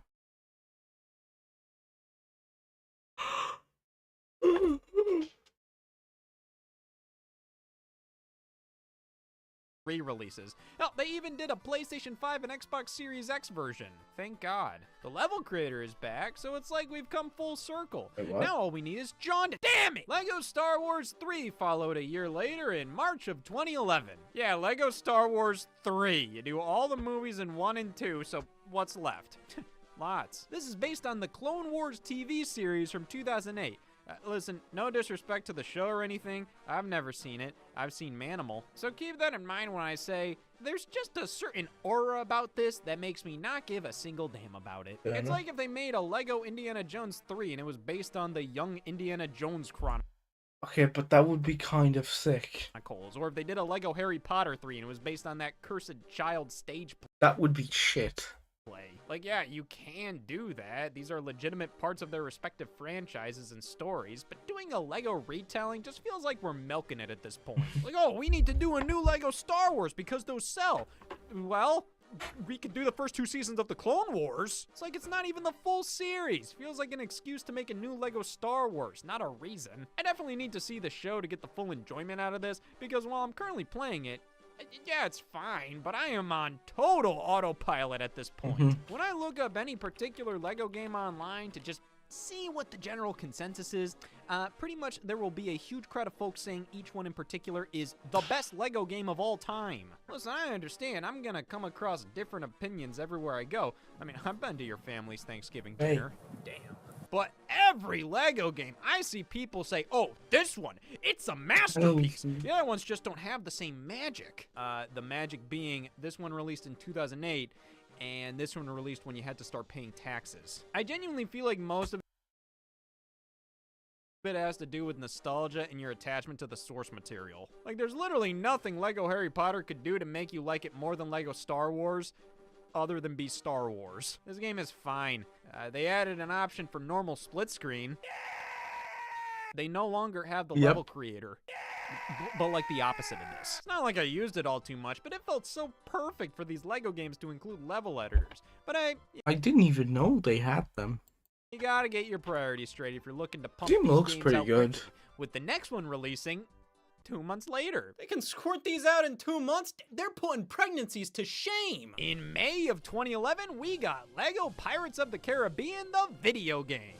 I think I've seen the first Pirates movie twice, and I barely remember anything from it, but seeing Dudley Dursley on the playground instantly brought back a rush of nostalgia. We're going through 4 films here, all adapted in goofy-ass ways, dozens of playable characters, tons of collectibles, and not a single damn pirate in sight. Well, maybe Lego Harry Potter years 5 through 7, released later that year, picks up the slack. I think I've seen the 5th movie twice, and I barely remember anything from it, but damn, what happened to Dudley Dursley? Both of these games were released in conjunction with big new movies, and when you take a look at how the traditional tie-ins were doing, these were for the best. Damn, Harry Potter and the Deathly Hallows Part 1 is a 2 out of 10 video game? Good thing that's the cutoff for my standards. It was around this time, you could tell a movie... Oh my god. I thought the Thor game is alright. Cars 2 on the DS is peak. I mean, because of my idea for a video, I'm gonna have to play the Amazing Spider-Man game at some point, unfortunately. Licensed games were really starting to fizzle out, but Lego games, oh boy, they were just getting started. So it honestly made more sense to go with this route instead of cobbling together God knows what. Lego games were the more sense to go with this route instead of cobbling together God knows. Okay, let me see. Wreck-It Ralph. Yeah, there was a Wreck-It Ralph tying it. What? Yeah, I remember that vaguely. What? Mega Man, yeah. Alpha and Omega, Jesus. There's a Top Gun game? Shipwrecked. When was this released? I vaguely remember that. What the fuck is Beastly? Knows what? Lego games were the safer bet. You know at the very least you're gonna get a competent experience, and the Lego game framework was pretty set in stone at this point. You knew exactly what you were gonna get with one of these, which is also the biggest issue with them. God damn, am I sick of these games. There's no way they were expecting anybody to play each and every one of them. I mean, this is 3 in 2011 alone. I do appreciate a new franchise with Pirates of the Caribbean, but what do you even say about it? Look up any review of any Lego game on any gaming website. They always go like this. The tried and true Lego formula strikes back, and the force is strong with this one. Lego Pirates of the Caribbean will make any fan's heart throb for busting up bricks. Because busting makes us feel good. And while nothing's been fixed, and this is the 4th they've released this week, the charming humor and hundreds of collectibles kept me coming back for more well past my bedtime. Lego Harry Potter years 4 through 9 gets a 9 out of 10. And the next Lego game will get a 6 because I'll be sick of the Lego formula by then. Until the next game, which will get a 9. Also, I forgot to play this game. So unless there's something more to say about Lego Pirates of the Caribbean than just Lego Pirates of the Caribbean, I'm done talking about this. And you, Lego Harry Potter years 5 through 7. Yeah, that's what it is. Like what, are you disappointed they didn't cover racing stripes in this one? Kinda stinks that the Lego Harry Potter collection is literally just the 2 games on one disc and nothing more, especially comparing it to Lego Star Wars The Complete Saga. Though it's more than likely because these 2 games are a bit too complicated and distinct to easily combine them into one seamless experience. But hey, sometimes you just can't get what you want. Oh God! Lego Batman 2 DC Superheroes is next up, releasing in the summer of 2012. Okay, you know what? Lego Batman was definitely the most worthy of a sequel. Having an original storyline opens up for possibilities far beyond what any other Lego game has done. I mean, at this point in 2012, what would a Lego Star Wars 4 look like? Oh, so many things left to cover. Well, with Lego Batman 2 bringing other DC characters into the mix, the potential is through the roof. Of billionaire industrialists Here it is. for a treat tonight. What the f was that? What, they could talk this whole time? I thought they were mute, or French at least. Lego Batman 2 features full-blown voice acting, and this definitely helps the original plot be far more plot-like than ever before. The voice acting ain't bad at all, but as much as we're gaining something here, I can't help but feel we're losing far more. Yes, it's easier to tell an actual story now, but why does that matter? It's Lego Batman 2. Well, gosh, what about Lego Riddler's Ark? Previous Lego games had such a carefree attitude. They would goof around in every single scene. Dobby dies and it's a fucking party. Now, it's like they're trying to make this an actual thing. Seconds go by without jokes. seconds. To be fair, we're trading sock puppets grunting for actual written gags and a legitimate story. So obviously the quality has gotten better, but it just feels like the spirit's missing now. I wasn't going to LEGO games for some of the greatest comedy known to man. Or maybe I was. You don't know me. But the charm left a far bigger impression on me than the new setup does. Don't get me wrong, this isn't bad, but it isn't the same, and I prefer how things worked prior. Though I completely understand why they made the jump with this game. I mean, one of the biggest sore spots of the original LEGO Batman was how it told its own story. It didn't. So Very for fair. this particular game, it's not that I dislike the voice acting here. Rather, I dislike the precedent that it set for future LEGO titles. Because it's not like LEGO games have never had voice acting, but moving forward, that's all they had. My god, if I wanted to hear a LEGO figure talk this much, I'd stop taking my pills. But hey, they were obviously proud of how things evolved here. It's a bullet point on the back of the box, and they sold a DVD movie of the game's cutscenes. Yeah, this is basically an enhanced compilation of LEGO Batman 2's cutscenes, also known as cinema. They wanted to go bigger It is with this cinema. one here. I mean, between levels, we have this giant open world hub area to explore, which really makes this feel like a legitimate AAA video game rather than just another LEGO game. It obviously wasn't an afterthought either. I mean, this is a massive area with tons to do. Looks really good as well. Like, this is a damn quality game. The actual levels themselves are more of the same, but they're extremely long now. Though they do mix things up with the different suits and eventually Superman joining in, which, damn, you can fly literally anywhere. You're invincible, you have heat vision, ice breath, then here's Batman. Yep. To be fair. In actuality, I think they do a really good job balancing the characters out without it feeling stupid Yeah. that, oh wow, Superman can't just do all this himself. He's incredibly powerful, but he doesn't break the game or invalidate the other characters, which I feel was a massive accomplishment considering this is the most powerful fictional creature. Why is he teaming up with this? But I will say, for a game subtitled DC Superheroes, you're mostly just playing as Batman, Robin, and Superman. Others are That is a completely fair point, and this was a problem I had back when the Hearing. game released. They don't show up until like the last 2 or 3 levels. You can unlock them later on, but throughout the story, it's pretty much just these 3. So it does feel a little lacking there, especially with the title being what it is. Sure, the other superheroes are involved, but in terms of what the game is truly all about, it's LEGO Batman with some Superman and no galactic bomb. The fuck? I was the fuck.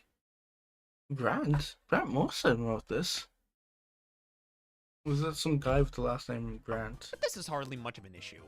Especially when all this crap is. The camera is so far up my ass while driving in the open world. Flying is just kind of awkward. And don't even think about playing this game in co-op. Man, there's something about the static split screen option that just feels claustrophobic. Like, aren't we normally moving from side to side in these LEGO games? Why isn't the split screen between the top and the bottom instead? So, sure, I'll try the dynamic option. Maybe it's better now. And guess what? I also just got the response back from the job I applied to. Dynamic split screen quality guesser. Aw, man. This is absolutely horrible! I thought it was bad back in LEGO Indiana Jones 2, but I'd take that any day compared to this. Just look at it. We're literally right next to each other. I don't care, because I never play co-op in these games. I strictly treat them as solo games. Why is the screen splitting? Why does it whip around here? It restricts the hell out of the camera too. Like, all I need to do is aim at this ledge and it won't let me. Oh great, yeah, thanks. The UI is directly in the way of everything here. How the f am I supposed to play this? LEGO Batman 2 is probably the best LEGO game yet. I can't wait to see what the developers do next. No way! LEGO The Lord of the Rings. Every day we stray further from God. Why? Yep, we're following the same format as LEGO Batman 2. Big open world leading us to each of the main levels alongside cutscenes with full voice acting, which is ripped straight from the movies. Yeah, gonna be honest, what the hell are we doing here? Feels like they thought, well, we made the jump to voice acting with LEGO Batman 2. We can't possibly do without it in this game. Oh, but the typewriter in my voice actor Rolodex is all the way over there. It honestly feels a little lazy, or rushed at least. Makes for a less Fair humorous game too. Yeah, it's still goofy, but I'd say most scenes are just direct LEGO remakes of the movies with nothing else added. They did a great job animating the dialogue from the film, and it does help to suck you into the world. but it's definitely less Lego than any of the games before it. There's so many characters to swap between throughout the levels, which is really cool as it incorporates the full Lord of the Rings cast of characters in meaningful ways, but I do find it a little tedious to have to hold Y, select the right character, do one thing, then immediately swap to another character to do one thing. Oh, and you have an inventory wheel now too? Like, Oh, God, when I yeah. pick up bundles of wood, I have to find a slot for it. Like, why can't I just pick it up and that's that? Just feels a little clunkier than something like Lego Batman, where you're mostly swapping between 2 to 3 characters with no need for a trowel in sight. To be fair, as you progress through the game, you can purchase tools from the blacksmith to allow other characters to have certain abilities so you don't have to constantly switch them to perform whatever task at hand. Plus, Yeah, we're about halfway through the video. Finally. I'm just gonna quickly check. Actually, how long we're doing? About 2 hours. Halfway.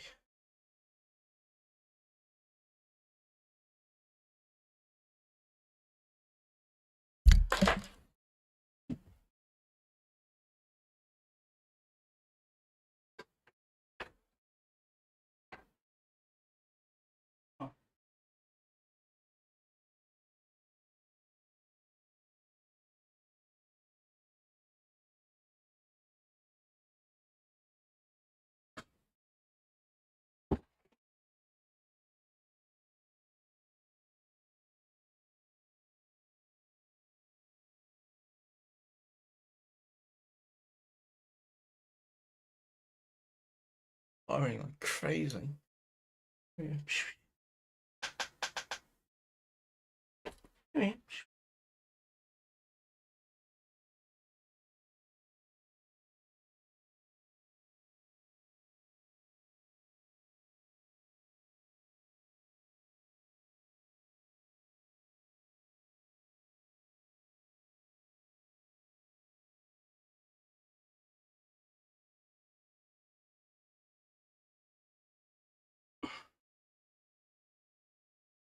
Hello.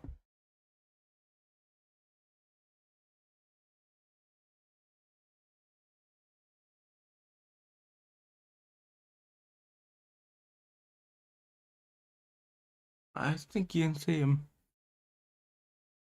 Hey, come back here.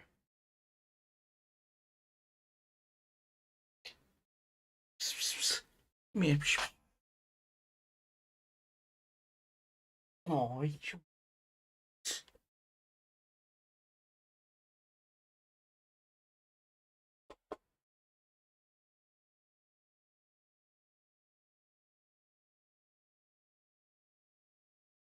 oh.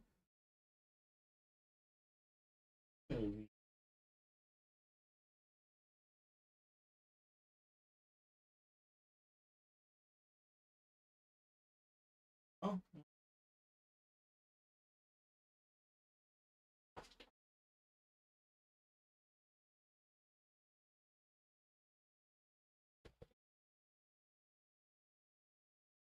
Sorry, I'm just being cute. Cat. it isn't like any of these are actual issues. They're just kind of small annoyances that I'm bringing up for the sake of bringing something up because there's really not much else to say here. Some may prefer the tone of this game as it feels so damn epic and encapsulates the franchise incredibly well with humor that isn't nearly as in your face as other LEGO titles. And some may prefer to play this game on Wii, and some may prefer death. LEGO Lord of the Rings isn't a bad game at all. Just for me, I wouldn't call it the best LEGO game. It's just another one. Like, this was the last LEGO game released for the Nintendo Wii. Oh, no kidding. And that's because there were greener pastures ahead. The Wii U. Ah, what's this thing, eh? Is some kind of Peak. hat? Oh, wait. No, it's a game console. It's the greatest console ever made. I liked it better as the hat. Well, what better spot than a shitty-ass hat for one of the first major LEGO games not based on a licensed property in ages to call home? When do you want me to start? Well, like it or not, this is LEGO City Undercover for the Wii U and only the Wii U. An exclusive LEGO game? Another one for the legacy. Actually, Nintendo themselves worked directly with TT Games on this one. They wanted a LEGO game on their new platform, all while the developers were in the early stages of working on a title based on the LEGO City toy line. I guess being a Wii U exclusive funded and published by Nintendo gave them the flexibility to make something original rather than more of the movie adaptations we'd been getting for nearly a decade at this point. Which were a safe bet, no doubt, but when this is all you've been making and you're pumping out 1 to 3 a year, I assume there had been many times throughout development they would say, "What the fuck am I doing?" So this right here honestly feels like a huge moment for LEGO video games. I mean, an original concept in an open world pissing in the mouth of crime? We're right back where we started with LEGO Island, but now it's an actual video game. Pretty comforting to see this formula can work without being carried by a movie license. And honestly, I think that helps this game feel far more fresh. While the gameplay is, the exact same goddamn thing as the last 12 games, it expands upon the open world concept from the past two and makes it more than just a way to get from level to level. It's now the main focus. And like, it's still a TT Games LEGO title. It's still basically more of the same, but not as much as previous games. That, alongside the original storyline, puts this in a different league of LEGO game. One you don't necessarily feel bad for playing after binging 12 others. That doesn't make this better than them. It just makes it more respectable. It's like, ah, they're really trying this time. No longer will our game rely on movie reference material. Ah, that's exactly what we just did! Practically every other line uttered in this game is a pop culture reference of some kind, supplementing the goofy-ass humor fairly well. That makes for the perfect family-friendly alternative to a Grand Theft Auto game. Here, son, play this instead of Grand Theft Auto. If I had a son, he'd hate me right now. GTA is the easiest comparison to make here, but I wouldn't say LEGO City Undercover is a sound replacement for the series. The Simpsons Hit and Run is. The general structure, I think it's closer to those true crime games from the early 2000s that became... What's the name of the game? Sleeping Dogs. Yeah, that. structure is Close to that. similar to Grand Theft Auto, but the core game is nothing like it. For starters, I don't find LEGO City to be the greatest sandbox open world experience. Like, what is there to screw around with here? Playing as the police officer Chase McCain really limits your ability to nuke a hospital. But hey, they more than make up for it by including all the fixings you've come to expect in your LEGO games, like multiplayer. No multiplayer. LEGO City Undercover on Wii U is a single-player only game. Yeah. You know, for a game hell-bent on being an homage to buddy cop movies, where the fuck is the buddy? It's so strange, especially with the Wii U's game. I actually never thought about that, but yeah. You'd think this would have been the perfect opportunity to have one player on the TV, the other on the gamepad. But no! Instead, here's some shoehorned in features where the controller is your police communicator and scanner. And I'm sorry, but these things just ruin the game's pace. They're intrusive, they're clunky. I would much rather have the worst loading screens of all time. Oh, thank God! I'd say a good 30 to 40% of this game's runtime are load screens. But hey, you know, it could be worse. 30 to 40% of this game's runtime could be load screens while I'm eating Burger King. Oh. Thankfully, this game went multi-platform in 2017, receiving PC, PS4, Xbox One, and Nintendo Switch ports published by Warner Brothers, and this release aimed to fix most issues. Co-op is now included, where a second player joins Chase McCain as Chase McCain. Since the game wasn't designed with multiplayer in mind, the second player doesn't really have a ton to do other than just follow player one. I mean, I don't really know what they could have done without straight up reworking a ton of the game. So co-op in this version isn't horrible, just not all too engaging. Load times are better now, and so is this Burger King. Okay, well, as apparent as its flaws may be, LEGO City Undercover is a solid game that iterates on the existing LEGO formula while keeping things fresh by focusing on an original story and open world gameplay. And what's wild is, this was done by the TT Fusion team. Yeah, those LEGO Rock Band bastards. They made the huge open world original LEGO game. So what was the A-team working on? Oh, thank God. LEGO Marvel Superheroes. Best-selling game of 2013, hitting the Xbox 360, PS3, and Wii U in October, while debuting on the next-gen consoles at their launch that very next month. And, yeah, this is pretty impressive, I'm not gonna lie. This takes everything they've done prior and goes absolutely wild with it. I mean, so many playable characters, roughly like 150, with many having incredibly unique abilities with a great variety of them used from level to level. This is a much better love letter to Marvel than Lego Batman 2 was to DC. I mean, where was he? To be fair, Lego Batman 2 was a Lego Batman game with DC characters included, while this is meant to represent Marvel as a whole, so not a completely fair comparison, but regardless, the scope feels far greater here than ever before. And I think they nailed it. The presentation is fantastic, the amount of content is insane, and the quality of it is through the roof. You got an original story with... Thank God the thunder covered up the sound of my vomit. Like with DC superheroes, I think voice acting is fine when telling an original story in these games. Though the Lego humor doesn't really stand out all too much here. I mean, modern Marvel stuff is already pretty jokey, so this doesn't feel as much like a Lego take on Marvel as it does a Marvel game where he just looks like this for some reason. But the core gameplay is still the exact goddamn same. Yes, it's still just a Lego game. This one doesn't really do much new, but what it does do is damn good. Look, I'm fucking Spider-Man.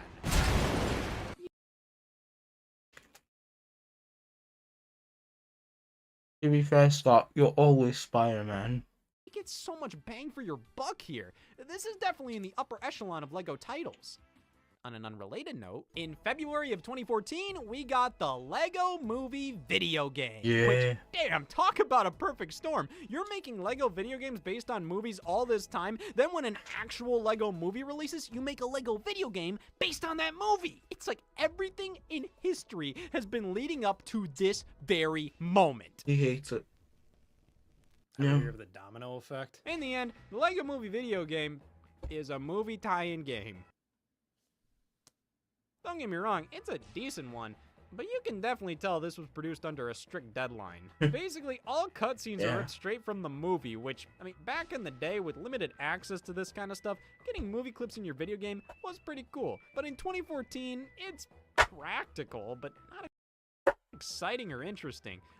I thought my mouse died. That was reused stock footage from a previous video, wasn't it? Sneaky Scott. It's easy to do, so fair enough. Honestly makes for a very disjointed feeling experience. The way the clips quickly fade to black feels rushed and clunky. Yeah. And while the game looks pretty good, the movie obviously looks far superior, so they don't really mesh that well I can't together. disagree on It just feels like anything they're you're playing a saying. cheap movie clip before each level, and that's it. I That's feel it. nothing watching these, and would have 100% taken recreated movie scenes within the game's engine over them. Yeah, they'd be lower quality, they'd use sound-alike voice actors instead of the real deals, but they're... I think Pat actually worked on this. Like, he did the grunts and stuff. Although, I think that was a part of his contract for doing the movie. If I had to guess, if he actually did the game, it was just like, oh yeah, if you do this movie, you have to do the game tie-in. Which makes me think, does he come back for Lego Dimensions? Because he voices two characters in that. Which we'll see later. already do that in the actual levels themselves, and I honestly didn't notice until... Oh, okay, I was wrong.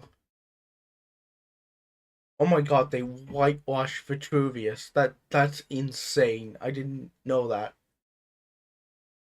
looking it up. So that would have been great, but you know, why go through all that when using the movie clips is going to be way less work? Why do anything? Why not just think about the Lego movie instead? The levels themselves... Watch the Lego movie instead. It's great. I haven't watched it since 2014, but I watched it twice in cinema, which is one of the few times that's happened. The only other two times was Beverly Hills Chihuahua, I'm not kidding, and Barbie. That's my... So, if you want to know what makes a good movie for me, if I watch it twice, those are my 3 favorite movies of all time. are your normal affair. They just sort of overstay their welcome. By the halfway point of each world, I am completely checked out. I'm sick of the environment. I'm tired of the same things they're throwing at me over and over again. The character wild style is used so much throughout the levels that if you're playing co-op, there will be points where one player is just sitting there waiting for a good few minutes while the other player does nearly everything. Awesome. Which wasn't really the case with previous titles. There's this Yeah. Lego building minigame that brings me right back to Lego Island and Fun to Build. This isn't a bad game at all.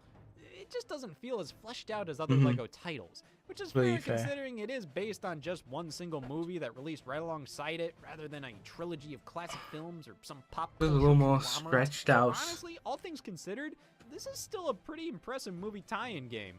Lots of fun characters to unlock and play as, some cool hub worlds, visually Including a blowed out Michelangelo. everything in the environment is made out of Lego this time around, with characters moving more Because like they lost the they lost the license to Ninja Turtles after the movie released.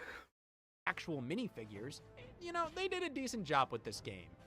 It just ain't their best outing. But considering the limitations they had making something like this, it makes sense. Especially when another game was releasing just 2 months later. Lego The Hobbit. God Yeah. damn, who cares? There's lots of I mean, that's the response to the Hobbit movies in general. Who fucking cares? problems with this one on a conceptual level. First off, Lego The Hobbit. God damn, who cares? Lord of the Rings is one of the most iconic, acclaimed, and beloved trilogies of all time. On an unrelated note, The Hobbit. They put this out Let me ask you. trilogies of all time. On an unrelated note, The Hobbit. They put this out 8 trilogies of all time. On an unrelated note, The Hobbit. 59. That's a huge drop off. Like, I've only watched the Desolation of Smog, the only either Hobbit or Lord of the Rings movie I've seen. And yeah, it was alright, but it felt very long.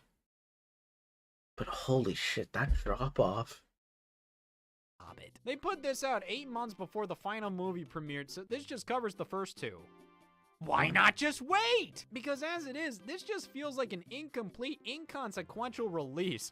I mean, sure, something like Lego Indiana Jones 1 released and it didn't include the 4th movie, but I mean, it covered the full original trilogy. That's what it set out to do. Lego The Hobbit feels like Warner Brothers commissioned it to make the Hobbit movies seem like a bigger deal than what they were, and they had to release it in April of 2014 for some reason. But hey, they plan to release DLC content covering the 3rd and final movie. Yeah. That was 2021. Oh, 2015. Okay, well at the very least, the building minigame from the Lego movie is back. At the very least? This is just a dumb Lego game. Mind you, it's not bad. If you're in the mood for a Lego game, it will commence the execution sequence. But man, I just feel like a Lego adaptation of a franchise should mean something. So when something Alright. half-baked like this plops out, it's just disheartening. That's fair. Though to be fair, the concept of Lego The Hobbit stunk to begin with, so, oh well, 47th up, it's Lego Batman 3 Beyond Gotham! Thank you. 2014 was another year containing 3 whole Lego games. Bro, go to a doctor, that ain't healthy. How could TT Games keep up with this schedule? I mean, yearly sports games couldn't even do this. Well, Lego games couldn't feature Vince Young on the cover, so. Lego Batman 3 is an odd duck, alright? I don't know what to really think of it I think it's pretty good. It's underrated and overhated. most of the time. On one hand, this is the biggest Lego Batman yet. On the other, it's the biggest Lego Batman yet. It simultaneously is doing too much and not enough. Now, comparing this to its predecessor, this feels like a true DC superheroes game. So now it's the Lego Batman part of the title I'm having a problem with. It focuses so much on Green Lantern and all these other superheroes that, at this point, why not just call it Lego Justice League? Yeah. It's like, alright, your gimmick for the second game, I don't think you took advantage of it. So then for your third game, you just straight up lose the plot with Daffy Duck as the Green Lantern. This Including Daffy Duck's original voice actor's last performance, which is kind of crazy. is where every It's a great. situation becomes too much. F this. You got Conan O'Brien and Kevin Smith here because fuck it, they can be. Yeah. If they let them in, we're surely all thinking the same thing here. Where? You can tell they had fun throwing Adam in West. everything they could, and yeah, it is fun, but it also sort of feels like they're just throwing a bunch of references at you, praying you know how to clap. And for what? The Lantern Planets? All this precious Green Lantern content? Bad news for you, I'm colorblind. This is just a lamp to me. Actually, I hope not, because that's so stupid. Imagine being colorblind. We don't have one big Grow open up world hub and this get new time. eyes. Rather, a bunch of smaller ones that are just not that great. Mhm. Why no, I don't care about the Lantern Planets. Oh, thank God, nobody does. A little weird they don't Yeah. have the open world in this game, but with it going beyond Gotham and heading to space, I think they just decided to go a different route here. Plus, I feel they more than made up for it with how every other aspect of this game feels upgraded in some way. They added so much, but honestly kind of loses some of the simpler charm of the first two games. Like, Fair. they changed up the special suits you wear here. Throughout LEGO Batman 1 and 2, if an area called for a specific one being used, they'd give it to you right there. But now, in LEGO Batman 3, you can swap between all your suits at any given time. Guess who hates this? That's one weird-ass way to spell Scott. It is so much more clunky to hold the button to bring up the wheel and then fumble through all the options trying to figure out what exactly you need here compared to just getting exactly what the game wants you to use in the previous titles. Sometimes it's hard to tell what's You can use the left and right bumpers. You know, the small things above the triggers.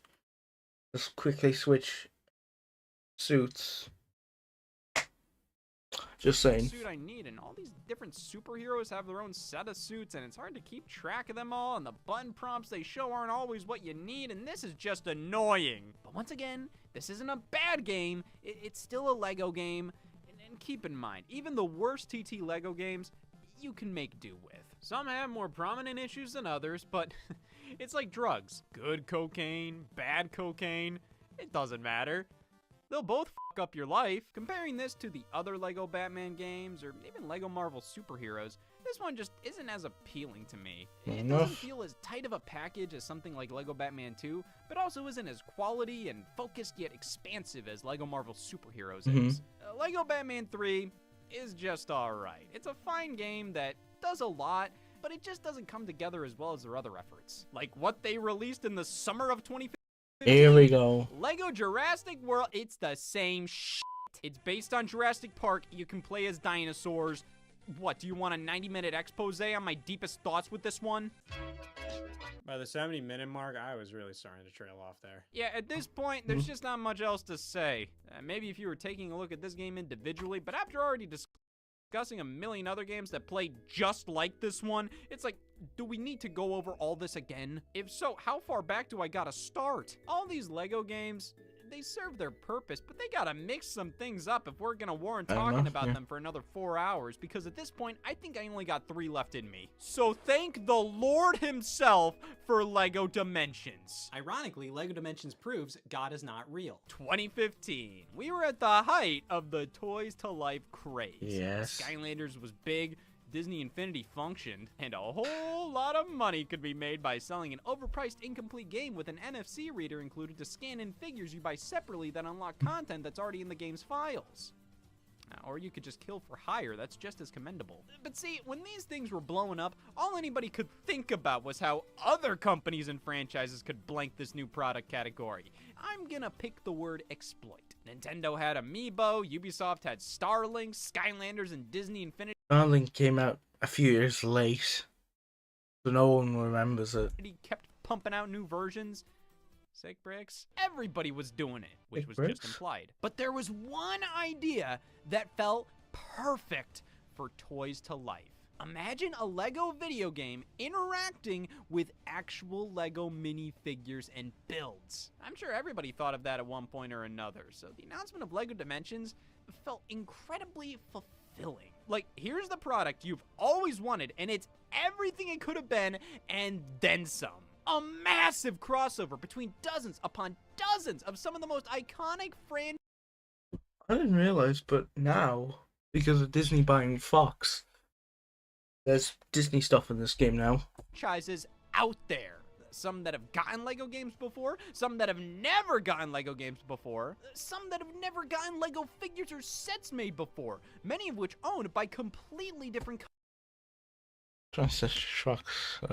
Yeah, about that. I want to. Because. And the top half is just Warner Brothers because, you know, they funded the game. Oh yeah, Paramount. So Universal and Paramount and Sony Pictures. That is a pretty big deal. Companies. The logistics of this must have been a nightmare. And when you think about it, they could have done the bare minimum and it still would have been cool. Warner Brothers published this. You could have just pulled from their catalog.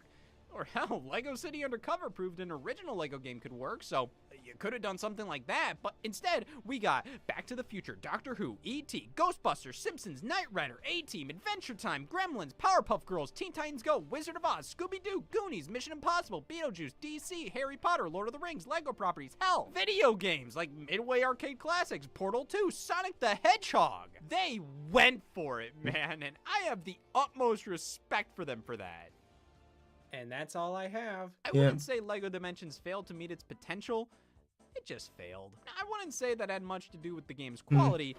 Rather, the Toys to Life market at the time. This was sort of the straw that broke the camel's back. I mean, look at this. It was too damn much. I'm sure everybody thought LEGO Dimensions sounded cool, but we all knew how this worked by then. The magic of Toys to Life was gone now that you had 4 competing with each other. God, yeah. On the shelf. Like, this wasn't cool anymore. It was the norm for family-friendly video games, which doesn't make any sense. Oh god, that amiibo ad. ad. There wasn't much else like it. You didn't have an immediate comparison to make with it, so the higher price point felt more justified. Sure, buying the base package was expensive in addition to picking up more toys alongside it, but there wasn't like a toyless version of the game available, so if you want to play Skylanders, well, Skylanders is your only option. The base game for LEGO Dimensions was 100 bones. You got 3 characters with that, and only 3 characters. And my mom bought it twice. To play as anybody else, you'd have to pick up extra packs for 15, 25, some costing 30 bucks a pop. Would cost you hundreds to even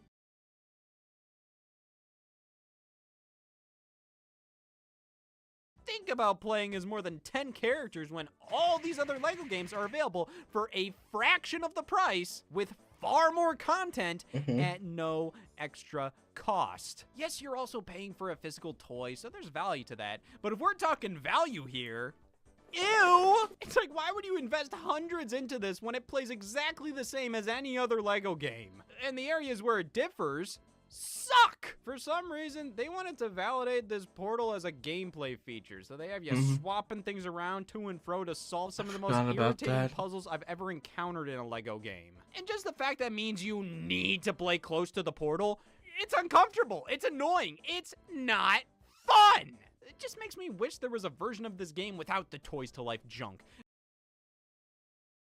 It was almost. Lord Vortex was... figure was going to be able to use every character's ability. Especially when a good chunk of the content available here requires an internet download, so kind of ruins the magic of seeing your toy get transported into the video game realm when what magician says this before their trick? LEGO Dimensions is damn impressive, but dammer disappointing. The concept is great, but after spending all this money and putting together all these LEGO pieces and having to play the game in such an inconvenient way, I just find it to be a waste. They kept releasing new content for this one through to 2017. That was when Warner Brothers announced that was it. LEGO Dimensions got a fair amount of support over those 2 years, though even more content was planned before the plug was pulled. Seemed like this was meant to be the future of LEGO games. I mean, instead of full-blown LEGO Ghostbusters, Fantastic Beasts, or LEGO Batman movie games getting released, they got these giant story packs. The main story of the base game was left on a cliffhanger.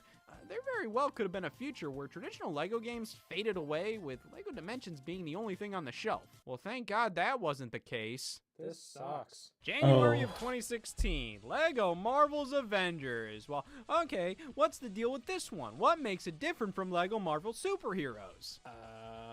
Not much. It's worse in every way. Contrary to Marvel Superheroes, this is a straight-up retelling of 2 Avengers movies and a smattering of other Marvel flicks, which honestly is pretty underwhelming. It's like you basically got everything you could have possibly asked for with the first game. Yeah. And then with this as a follow-up, I mean, it's a bunch of the same characters, but now there's far less variety because it's all about these specific movies. Once again, they rip dialogue from the source material, and I've already had issues with this before, but this one in particular feels really unnatural. No, they copy and pasted the New York hub from LEGO Marvel Superheroes. It's like, I don't know what the point of this game could be other than to just put out a product with the Avengers logo on it. Even though the previous game did a perfectly good job accomplishing everything this game could ever dream of doing. This, by definition, is a far more limited in scope experience. I It's not agree. necessarily a bad thing, but I just don't understand what they were going for here other than This, but everywhere. well, if money's all you're interested in, maybe you should consider bringing a classic licensed LEGO franchise to the medium of video games. I'll take Ben 10. Again, let's do one again. LEGO Star Wars The Force Awakens. Look at this shit. Why is my eye doing that? Why is it doing that? I am so tired. Based on the flick from 2015 and releasing in June of 2016, this made sense at the time. I mean, Now we it haven't does. seen a new LEGO Star Wars since 2011. Considering all the games that have released since then, this is a pretty substantial upgrade, and sure, you could have waited for this new trilogy of movies to wrap up to then make a LEGO Star Wars game based on all of them, but with The Force Awakens being such a momentous return of the Star Wars movies, it only felt appropriate for it to mark a similar return of the LEGO Star Wars video games. So good on you, LEGO Force Awakens. You validated your existence. When you can't sleep at night trying to find a purpose in life, just remember, this game did. Not anymore, though! Laying all the LEGO Star Wars out next to each other, this one stands out as quite possibly the most skippable entry. I mean, Yeah. they really had to stretch the content of this one movie out to build a full video game out of it, which was definitely handled better than the LEGO movie game, but still leaves this one feeling a bit less substantial compared to the other titles. However, I do find this entry to feel decently fresh, all things considered. The spectacle alone does a lot of the heavy lifting. I mean, look at everything flying around, all these effects, all this action. This feels exactly like a blockbuster movie without fingers. There's multi-builds now. Certain piles of Lego bricks can create a variety of different structures depending on which direction you hold while you put them together, which does introduce some new types of puzzles. You might have a few options of things to build with your pile, and sometimes you need to construct them in a certain order for a mechanism to work properly, so you might need to tear them apart and build something else first. I will admit, at times, it's a bit more tedious and annoying than fun and engaging. Yeah. Like, I'll see some buildable bricks and go, oh boy! And then it turns out to be a multi-build. I used an old boy on that. I do appreciate the addition. It does help to mix things up, so I don't mind it. It's just not all too exciting and can slow things down to a crawl at times. Unlike the other new gameplay addition, the shootout sections. Damn! Who needs dopamine when you have LEGO Star Wars The Force Awakens? These are kinda cool, but it's not like they're cool in their own right. They're cool because they're in a LEGO game. Yeah. They're pretty brain dead to get through, so it's not like they even matter all too much, but it's good to just have something to break the monotony of the LEGO gameplay. At least that's what my doctor told me. This is an above average effort, released at just the right time when a new LEGO Star Wars hit the spot. Plus, it's real polished, fleshed out. I think my only major issue with this one is the source material. Being based on one single movie does hold this one back a bit, and with the next LEGO Star Wars adapting all 9 movies, it just makes this stick out as non-essential. I mean, I never hear anybody talking about this one, which doesn't mean it's bad. I'd actually say this is one of the higher quality LEGO games of the bunch. But that could be true of a LEGO Big Stand 2, and you still wouldn't give a f***. The source material matters. Yeah. So how about no source material? Oh, From yeah. 2017, it's LEGO Worlds, which proposes something unique. Something not. It's a LEGO take on Minecraft, unlike a LEGO take on Minecraft. You roam around procedurally generated environments, collecting resources, building whatever you'd like. It's fine. Nothing really feels all too great Jesus. here. Like, every facet of control in this game is at a varying degree of, I hate this. hey, don't worry, they're varying degrees, like a pain chart. For the majority of my time spent here, I'd put myself at a 2. I just don't care. I mean, if you want a Minecraft-like experience, but within the world of LEGO, I mean, you could just play Minecraft and suck it up. Because outside the novelty of the LEGO branding, this is just a worse Minecraft. A fine worse Minecraft, but a worse Minecraft nonetheless. So it joins Absolutely. the pile, right along. Worse Minecraft, but a worse Minecraft nonetheless. So it joins the That's Popeye. What the fuck? Scarface. Okay, this is a joke. Oh, come on. Battle Revolution. And that put Sonic Racing and everyone forgot about. Holy shit. Pile, right alongside the next traditional LEGO game released in September of 2017, the LEGO Ninjago movie video game. Yeah, this is one shitty-ass Minecraft. Interesting how this got a video game adaptation, while all the LEGO Batman movie got was a story pack in LEGO Dimensions. But I guess that goes to show how dedicated of a fandom LEGO Ninjago has. I think this fandom is a front for the Danish mafia. Honestly, pretty heartwarming to see LEGO's success with different toy lines, considering I was assaulted with this information today. Especially when Ninjago is so unapologetically LEGO. Like, man, we've come a long way. Scared to say LEGO, but not, a mental health condition? Now, if you're expecting a lore breakdown of Season 2 of Ninjago, ending with Rise of the Spinjitzu Master, the episode containing the final battle, which actually began during the Stone Wars, which started due to the creation of Ninjago by the first Spinjitzu Master after he scrammed from the realm of Oni and dragons, battling the Overlord to save the island of Ninjago, have you ever considered the fact I don't know what the fuck I just said? I have never seen Ninjago. I'll watch it when you watch Manimal. So I'm going into this game blind, and to be honest, for what it is, it's pretty cool. Similar to the LEGO movie game, but we got a lot more razzle-dazzle now. Really action-oriented with all this intense garbage going on. The combat goes crazy here. I do think it's more than fair to rate this as one of the lesser LEGO games. I mean, in actuality, the subtitle is the LEGO Ninjago movie video game. The title is Don't Give a Shit About Me. An adaptation of the weakest performing LEGO movie, far shorter than most other LEGO titles. You gotta be into Ninjago to get much out of this. But it's still pretty decent for what it is. And hey, if you wanted a LEGO game with more wide appeal, you got that. Just say it with me now. Let's imagine I'm conscious enough to say 2 months later. LEGO Marvel Superheroes 2. Oh, thank God! It's been mere minutes! This game hit during that strange time when these Marvel games were avoiding certain characters like the Plague. There's no X-Men, no Okay, so nice. Nobody from the Fantastic Four, much like Marvel vs. Capcom Infinite, which launched around the same time. All because Disney didn't have the film rights for these characters to be in the Marvel Cinematic Universe. It's not like they couldn't put them in the game, they just didn't want to. They probably wanted to devalue these properties so they could easily buy the film rights to them back. They did it! I knew they could! Oh, see, you can do anything you set your mind to with $70 billion. I'm gonna be completely honest, I don't give a damn about this game. I got stuck on this part where I have to ricochet Captain America's shield off this thing, and I didn't even want to look up the solution. I just wanted out. They added a ton of visual flair to this one. The comic book aesthetic is front and center, and it's neat and all, but feels so busy, which already doesn't help my degrading mental health. I don't know. Maybe I'm just not in the mood for a LEGO Marvel video game. Or maybe just a Marvel video game. Or maybe, no, that can't be. Well, if I'm not absolutely fucking sick of LEGO video games then, surely I could go for a mean LEGO The Incredibles right about now. Surely. LEGO The Incredibles is probably the most unique property to get its very own LEGO game, and it's still another superhero one. Most of the time, the franchises that get the LEGO treatment are soft PG-13s, which makes their LEGO adaptations that much more charming. Like, aw, they can't show gore. The Incredibles was already PG and animated, so it's not really as novel unless you have your priorities straight. Like, god damn, I want to play an Incredibles game where they got some fucking thing on their heads. As great as The Incredibles is, I mean, you only got 2 movies worth of content to pull from here. And one is alright, pretty good.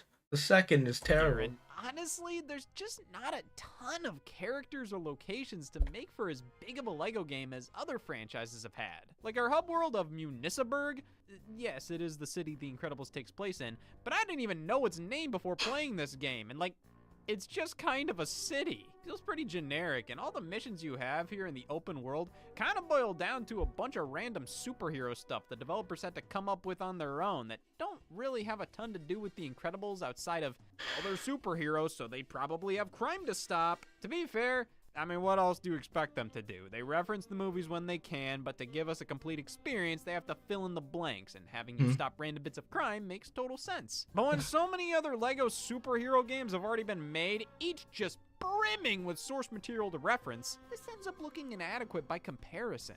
Like, they're really stretching things at times. Other Pixar characters can be unlocked, which is really neat. makes me wish that was just the focus of the whole game, just one big adaptation of a bunch of Pixar movies. Or hell, even just the Toy Story series would have made for a better Lego game than this. Oh, and then you have to play through the second movie first. Why? Did the developers discover my dream journal on opposite day? Well, at least the core game is as tolerable as always, and man, the presentation is excellent. The style of The Incredibles, the music score, seeing all these scenes play out in video game form, I mean, it does elevate the experience, I can't lie. There's just no way I can hate this game, even when it is obviously one of the weaker Lego titles. But like, can we just cool it on the superhero games for a bit? Oh, you are so clever. Lego DC Super Villains launched in late 2018. It's another Lego Batman game, so thank they didn't call it Lego Batman. We're sort of going back to the first one with the Villains campaign, but now it's the whole damn package, which makes this pretty cool. I mean, it actually feels different, even though it's absolutely goddamn not. Definitely a fun way to shake things up. Plus, hey, while most Lego games have featured custom character creators as a cute little side thing, this one, it's actually a required part of the experience, and seeing this legendary feature finally enter the spotlight alongside expanding the Villains concept from all the way back in 2008, it's just a fantastic culmination of old Lego games and new Lego games. This feels like a party for longtime fans. For me, it's a wake. When is this gonna fucking end? So what does that make the Lego Movie 2 video game? A bad video game. Damn, they really nailed the tone of shitty game. You know, the Lego Movie video game already wasn't anything to write home about, and props to them for keeping the tradition alive and then some. This doesn't play like your average everyday Lego game. Thank God! It plays like Lego Worlds. God! Yes, this game is more or less based on Lego Worlds because, as it turns out, life sucks. It's not a creative game like Lego Worlds. Rather, they take the general gameplay of it and try to craft a traditional video game from that. You have a big list of buildable objects you have to collect resources in order to create. And pretty much everything you do in this game revolves around, oh, I have to build this. Well, let me collect the correct bricks for the job, and bingo. Do that for 6 more hours. Okay. It's our good friend the weird again. You know, word on the street is he's legally changing his name to I Like the Lego Movie 2 video game. This game is like if you took a normal Lego title, you know, big open hub world which brings you to the regular levels, and you remove the levels. This is such a departure from what you'd expect from this series. And I have no clue if they were just trying something new, maybe they wanted to make the most out of the development time sunk into Lego Worlds by reusing elements here, or they could have been on a tight deadline, so they cobbled this together in record time. Who knows? Well, I am dedicating my life to finding the answer. That was quick. Now that I have nothing left to live Money. for, might as well give the Lego Movie 2 video game some credit. While it's undoubtedly the worst TT Games Lego joint, it still leaks better than most of the other crap out there. Don't get me wrong, it's not good. But what's its competition? Quality family-friendly multi-platform games can be hard to come by sometimes. So why risk it all on Temptations when you can just pick up a Lego game? And that's what I've been saying since the beginning. These things are the gold standard for virtual family fun. They're some of the safest purchases you can make. No brainers. You know exactly what you're gonna get.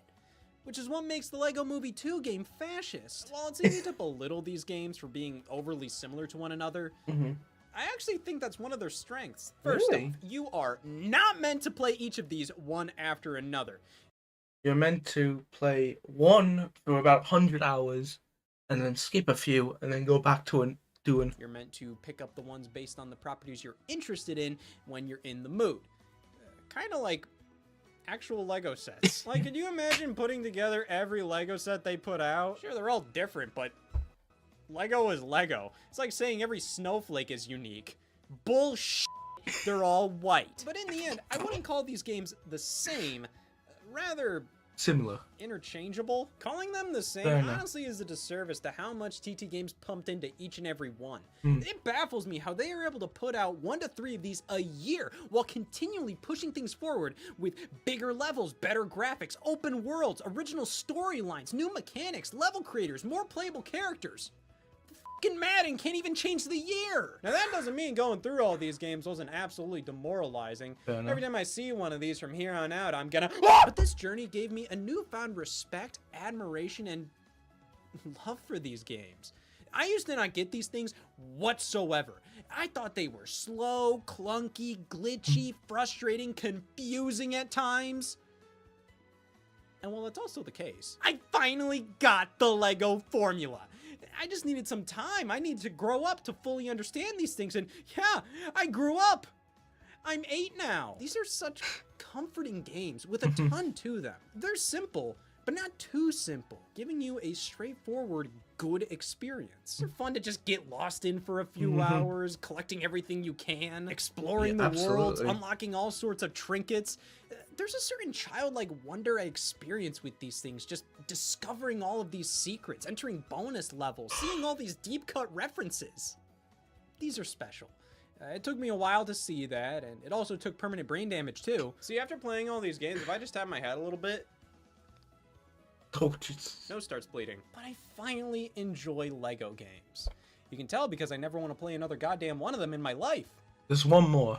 Turns out I'm a masochist. E3 2019. Lego Star Wars The Skywalker Saga was announced. A brand new Lego Star Wars experience covering all 9 Star Wars movies releasing in 2020.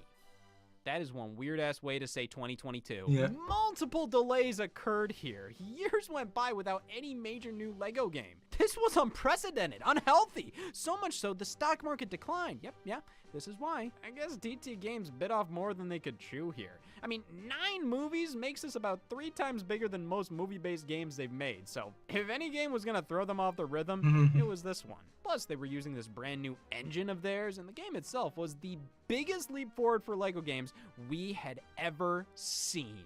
Nearly everything had been redesigned from the ground Holy up. shit. New combat mechanics, a new camera setup, deeper gameplay systems, incredible graphics, and even more content than any Lego game had before. Lego Star Wars The Skywalker Saga was the most ambitious game they ever conceived. It takes a lot of guts to commit to a project like this, and even more guts to actually deliver on it. Wow, that is a lot of gore. Yeah, even after such a tumultuous development period, the Skywalker Saga reviewed and sold so well. This was like the definitive Lego game. I thought it was an incredible achievement and celebration of the Lego series, pushing it forward by honoring its past. An unbelievably high quality product. It's great at everything! Especially being a disappointment. Oh. You know, when I first saw Skywalker Saga, I thought it was an amazing package. And even when I wasn't really that into the Lego games, I still respected the hell out of it, as it seemed like the ultimate love letter to Lego Star Wars. However, now that I'm more privy to what made this franchise so beloved to begin with, I now see a game that's the ultimate love letter to Star Wars.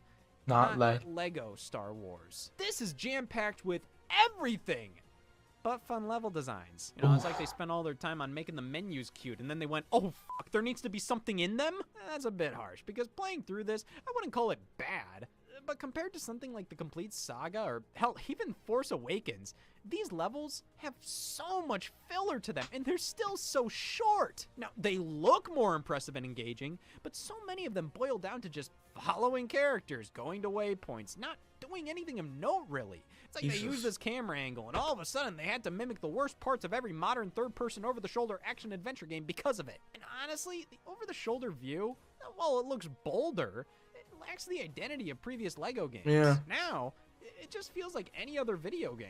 But hey, they didn't forget their roots here, because Mumble Mode is a feature, removing the dialogue and bringing us back to the classic style we all love.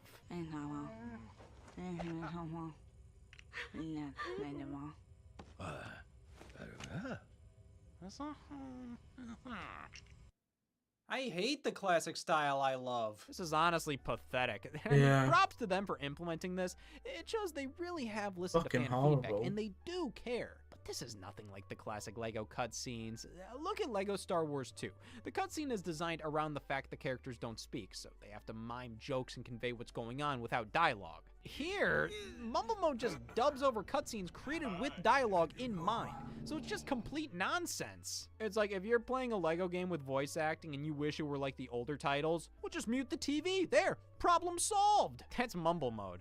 It's a cute concept, but there's no value to it whatsoever outside of it being a nice sentiment towards fans on the surface. And this is the kind of stuff that leaves me conflicted with this one here. I can't understate how polished and well-crafted this experience is. You can tell the developers are so damn talented and poured oodles of love and care into this. And they made a good game. It's just not much of a Lego game to me. What I've come to really enjoy about these titles isn't really the focus here. They wanted to lean into things that are a big deal in other games, like deeper combat, and I'm like, this doesn't matter at all. I appreciate them trying to change things up, but I'm not going to this for good combat mechanics. It's like they're trying to be something they aren't. And I think covering 9 movies really forced them to cut some corners with the levels here. Like they just had to go bigger and bigger and bigger with everything that I kind of lost focus. Yes, this is an impressive package, but it's not as good as the third-person action games they're trying to go toe-to-toe with, and it's a lame-ass Lego game, so jack of all trades, master of none. Damn, wasn't expecting to become a Lego purist, but here we are. I'd still recommend this as a cool experience, but man, I'd say even Force Awakens was a better game. So as it turns out, you do have value after all. While Skywalker Saga was a success, its development definitely had problems. Yep, I heard about The this. new engine they were using just made things too complicated. Numerous people left the company, and reports of crunch and mismanagement were abundant. This game had crunch? And they took 3 years to make it. What the hell kind of business were they running in like 2011? I don't think LEGO was all too happy with how this went. And while TT Games would still make LEGO games moving forward, they no longer had the exclusive rights to do so. Thus, in 2023, we got LEGO 2K Drive, picking up right where NBA 2K22 left off. What the hell is this name? Why not take out the 2K wedged in the middle? It's still dumb, but at least it's direct. LEGO Drive. Oh, yeah, it does. But LEGO 2K Drive, like, yeah, you title your sports games this, but that's usually an addition to the year. And does that give you the right to get all weird on me here? This was created by not only the developers of WWE 2K25, but 24 as well. They also developed 23 for what it's worth. And it's a LEGO kart racer. Fundamentally, our modern day equivalent to LEGO Racers, which is pretty cool. Actually takes some cues from LEGO Racers too. That's Good this bad. time. Oh, You have this giant open world to drive around in, like in LEGO Racers 2. You complete missions, take on other racers. It's neat how your LEGO vehicle quickly shifts into something else depending on if you're in the water or off-road. You can create your own car. You have items like in Mario Kart. The controls feel good. The graphics are nice. All right, this is pretty decent. What's the catch? Well, this is my bank account. Why is this so aggressively monetized? What is a drive pass? This was a full price game with multiple versions priced even higher. And you have the gall to ask for even more money for your game? Well, I have the gall to say no. I already spent all my money on your game. Listen, this is nothing mind-blowing. It's a decent kart racer with a cute open world and, like, no interesting tracks. Like, absolutely none. They work, they do the job. There's just nothing of note or memorable about them. So I just consider this to be a decent kids game, and that's about it. So the fact this is monetized as if the player base has a crippling gambling addiction when in reality, they're just starting to transition from Velcro to laces, it's just wildly inappropriate. You shouldn't be able to pick up a game like this and assume there's not going to be any funny business for the kids. Yes, LEGO games have had DLC in the past, but this takes things way too far with its own full-blown currency system. Oh, you buy coins with your money to then buy brick bucks? Why can't I just flat out buy brick bucks directly? Why do I need to buy coins first? This is a LEGO racing game, for God's sake. Why do they think it's worth such a big financial commitment? No, I mean, you can avoid all this and just play through the game normally, but man, does it leave a bad taste in my mouth. And like, the game is decent, but not decent enough to really go out of your way to play for a substantial amount of time. So in the end, I just don't really give a damn. Speaking of which, it's LEGO Fortnite, everybody. Oh, finally, Fortnite for children. This is all part of Fortnite's master plan to overthrow the government by becoming practically its own game platform. Yeah, I've noticed. Download the game for free and have instant access to all these different experiences. Oh, hot dog. This is one of the best values in all of gaming.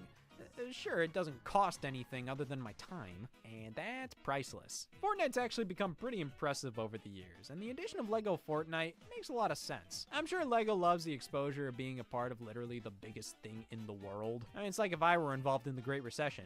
Yeah, just happy to be included. LEGO Fortnite's main mode, Odyssey, is not actually a LEGO version of Fortnite. It's a LEGO version of Minecraft. Oh my god, LEGO Worlds 3! Then you have this other game, LEGO Fortnite Brick Life, which is kind of like Grand Theft Auto Online. If I wanted to socialize with a bunch of kids in an online game, I'd be in prison. These ain't for me, but I understand the value of them. You know, I think it's cool we got another LEGO adaptation of a video game franchise, which always seemed like a really fun concept. I mean, LEGO Sonic and Portal and LEGO Dimensions were super neat to see, and there's so many other legendary series that could get Monster Hunter, ew. The Sims, oh fuck you. Minecraft, okay. amazing retellings in LEGO form. So, more of this, please. I'm my own worst fucking enemy. LEGO Horizon Adventures, a Legified version of PlayStation's Horizon Zero Dawn.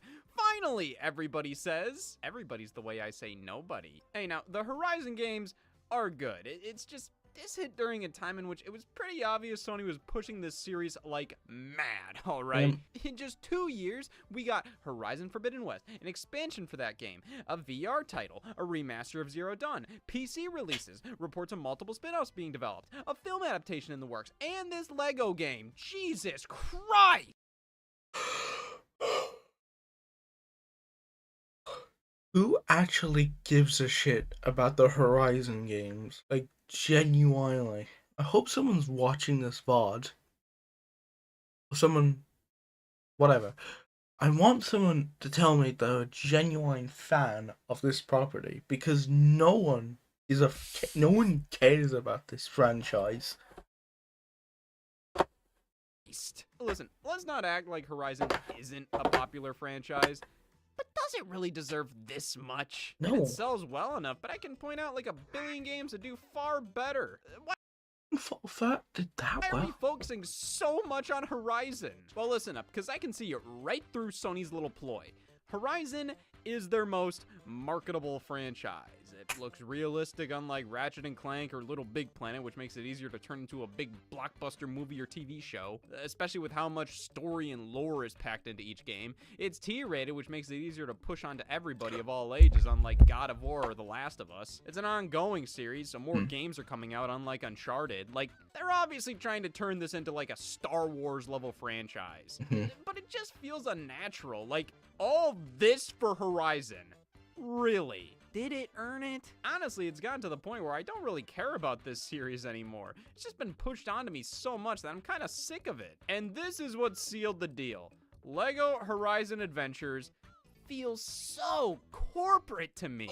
Like it's part of some master plan to make us think this game started a revolution when it's like, it was good. Calm down. We need to expose people of all ages to Horizon Zero Dawn. Let's make a LEGO game to appeal to families and kids and put it out on PS5 and PC and Nintendo Switch. Yeah, they really want to get people into this franchise. They're willing to swallow their pride and put it out on some freak. Well, maybe if they really wanted to get people into this franchise, they should have made a good game. This is so boring. It's like it was made by somebody who saw a TT Games LEGO title from afar and went, all right, I got the gist. Because there's really nothing to this. It's just move forward, defeat all the enemies. Please buy Horizon Forbidden West. There's not really many puzzles at all. The environments are small with little to discover in them. It's incredibly repetitive with no variety of shaking things up. This is just... like, I'm brain dead playing this. And I don't take no pleasure in saying that. I'm only smiling because I'm brain dead playing this. I mean, visually it looks nice and all. Everything is made of Lego here. Like, genuinely, the developers made sure everything on screen could be constructed out of Lego in real life. They retell Horizon Zero Dawn story with a hint of, damn it, the humor can be a bit much at times, but it's pretty charming how relentlessly goofy it is, especially considering the source material had a drug reference. And the combat is very smooth and feels decent, which I know all of this contradicts what I'm about to do, but it had to be done. That's it. That is every LEGO game. I'm done. This is all I've ever wanted. Not done. This is all I've ever wanted. LEGO The Hobbit for 3DS. No way! way we couldn't go over LEGO's handheld releases, which are almost all completely unique specimen. Take, for example, LEGO Star Wars on the GBA. Spot the difference. I want to play that. They did their best adapting this game to the Game Boy Advance hardware. Their best is many's worst. LEGO Star Wars 2 is definitely an improvement, but I can't in good conscience recommend these to anybody. What is there to gain from that? It's a lose-lose. I'm not being true to myself recommending this, and you'd be pissed playing it. They served their purpose back in the mid-2000s. I'm sure plenty of children got by on this, but even then, these versions were never really anything special. On the contrary, I gotta hand it to the DS games, man. These are really impressive. I mean, they're fully 3D and do a great job capturing the essence of the console games with limited resources. Eventually. Because the first for I love Ray this on the thing. Nintendo DS, LEGO Star Wars 2, doesn't function. Which puts it a hair above LEGO Island 2. That game wishes it couldn't function. This is one of the glitchiest games to ever hit the market. And it deceives you at first, making you think this is about to be just like the console version. And then it decides to LEGO Star Wars 2 on the DS all over the place. And just to add insult to injury, here's the PSP version. It's just the console. It's the console game! Sure, a couple concessions were made, but by and large, it's all here. So PSP wins the battle, but always remember, DS won the war. The complete saga released on DS, and surprisingly not PSP. I guess this was a mandatory apology to DS owners. This is so much better. It's actually a pretty competent handheld take on the game, which is how I describe a good chunk of these DS titles. They're well done for the most part, though they always feel a bit too slow. It just ends up getting boring a lot faster. Nah, I disagree. So it's hard for me to consider these anything more than a novelty. So bring on the PSP versions. Full game on the go. You cannot beat this. The DS versions are definitely cool oddities, but tell me, how else am I gonna play LEGO Indiana Jones 2 in all its glory on the go?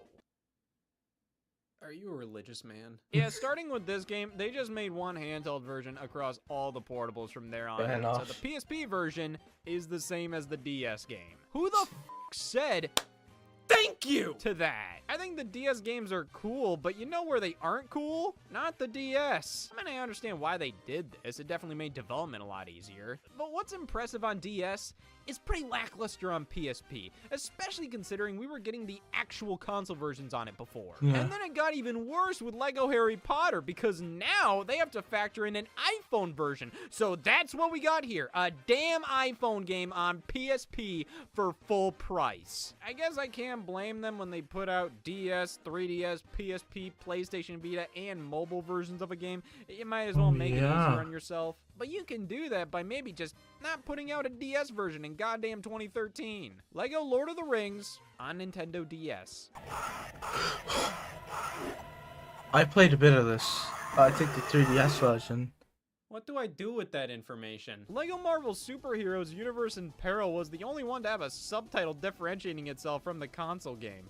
Why would they do that? Was it because they were ashamed of creating a rushed mobile game hastily ported to dedicated handhelds, ranging from one that came out in 2004 to one priding itself on producing graphics on par with a PlayStation 3? Was it? LEGO Rock Band got a DS version because we're in the wrong timeline. Some of these games actually feel like genuine efforts to make something cool for handheld players, while others treat them like they're stupid. But that's been the case for decades at this point. What about the pre-LEGO Star Wars era? There were handheld versions of all these games here. LEGO Island 2 on Game Boy Color and Advance? That's f***ed up, man. There were 5 Bionicle games for the Game Boy Advance. The third one was called Bionicle. So was the first. Oh my god, there was Bionicle Heroes on console? That was developed by Traveler's Tales 2? Wait, what the hell is all this? LEGO Builder's Journey? Brawls? Brick Tales? Forza Horizon 4's LEGO expansion? All these mobile and flash games? How many MMOs did they have? What the f is a LEGO Cube? LEGO Friends was on the DS too? Wait, the canceled Galador console game actually released on PC like 3 years after the show ended? LEGO The Hobbit for 3DS. This is what I've been missing from my life? That Hobbit isn't even a Dougal. That's it. I mean, this has got to be what insanity is, right? I just went through dozens upon dozens of games, half of which were practically the same, and the chosen one ended up being nothing special? Huh. I think I have a solid case for why I skipped jury duty. They were actually so cool. As it turns out, they proposed to form a jury duty that was far more interesting to me, where I'm the one the jury is coming to see.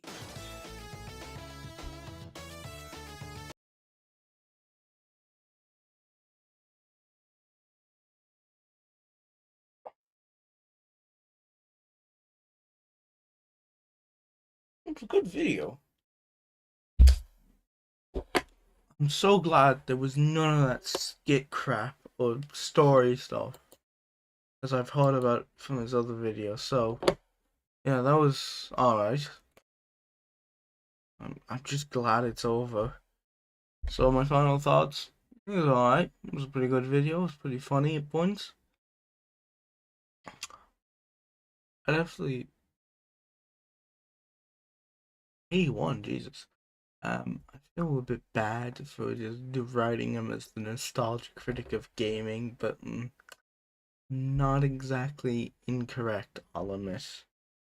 Anyway, thanks for watching, and next stream will be far more traditional, where I actually play a fucking game and not steal content. Trust me, this just felt a bit personal to me, in a weird way. It's the best way to describe it as. Alright, good night. Just about under 3 hours. I'm surprised. That was it.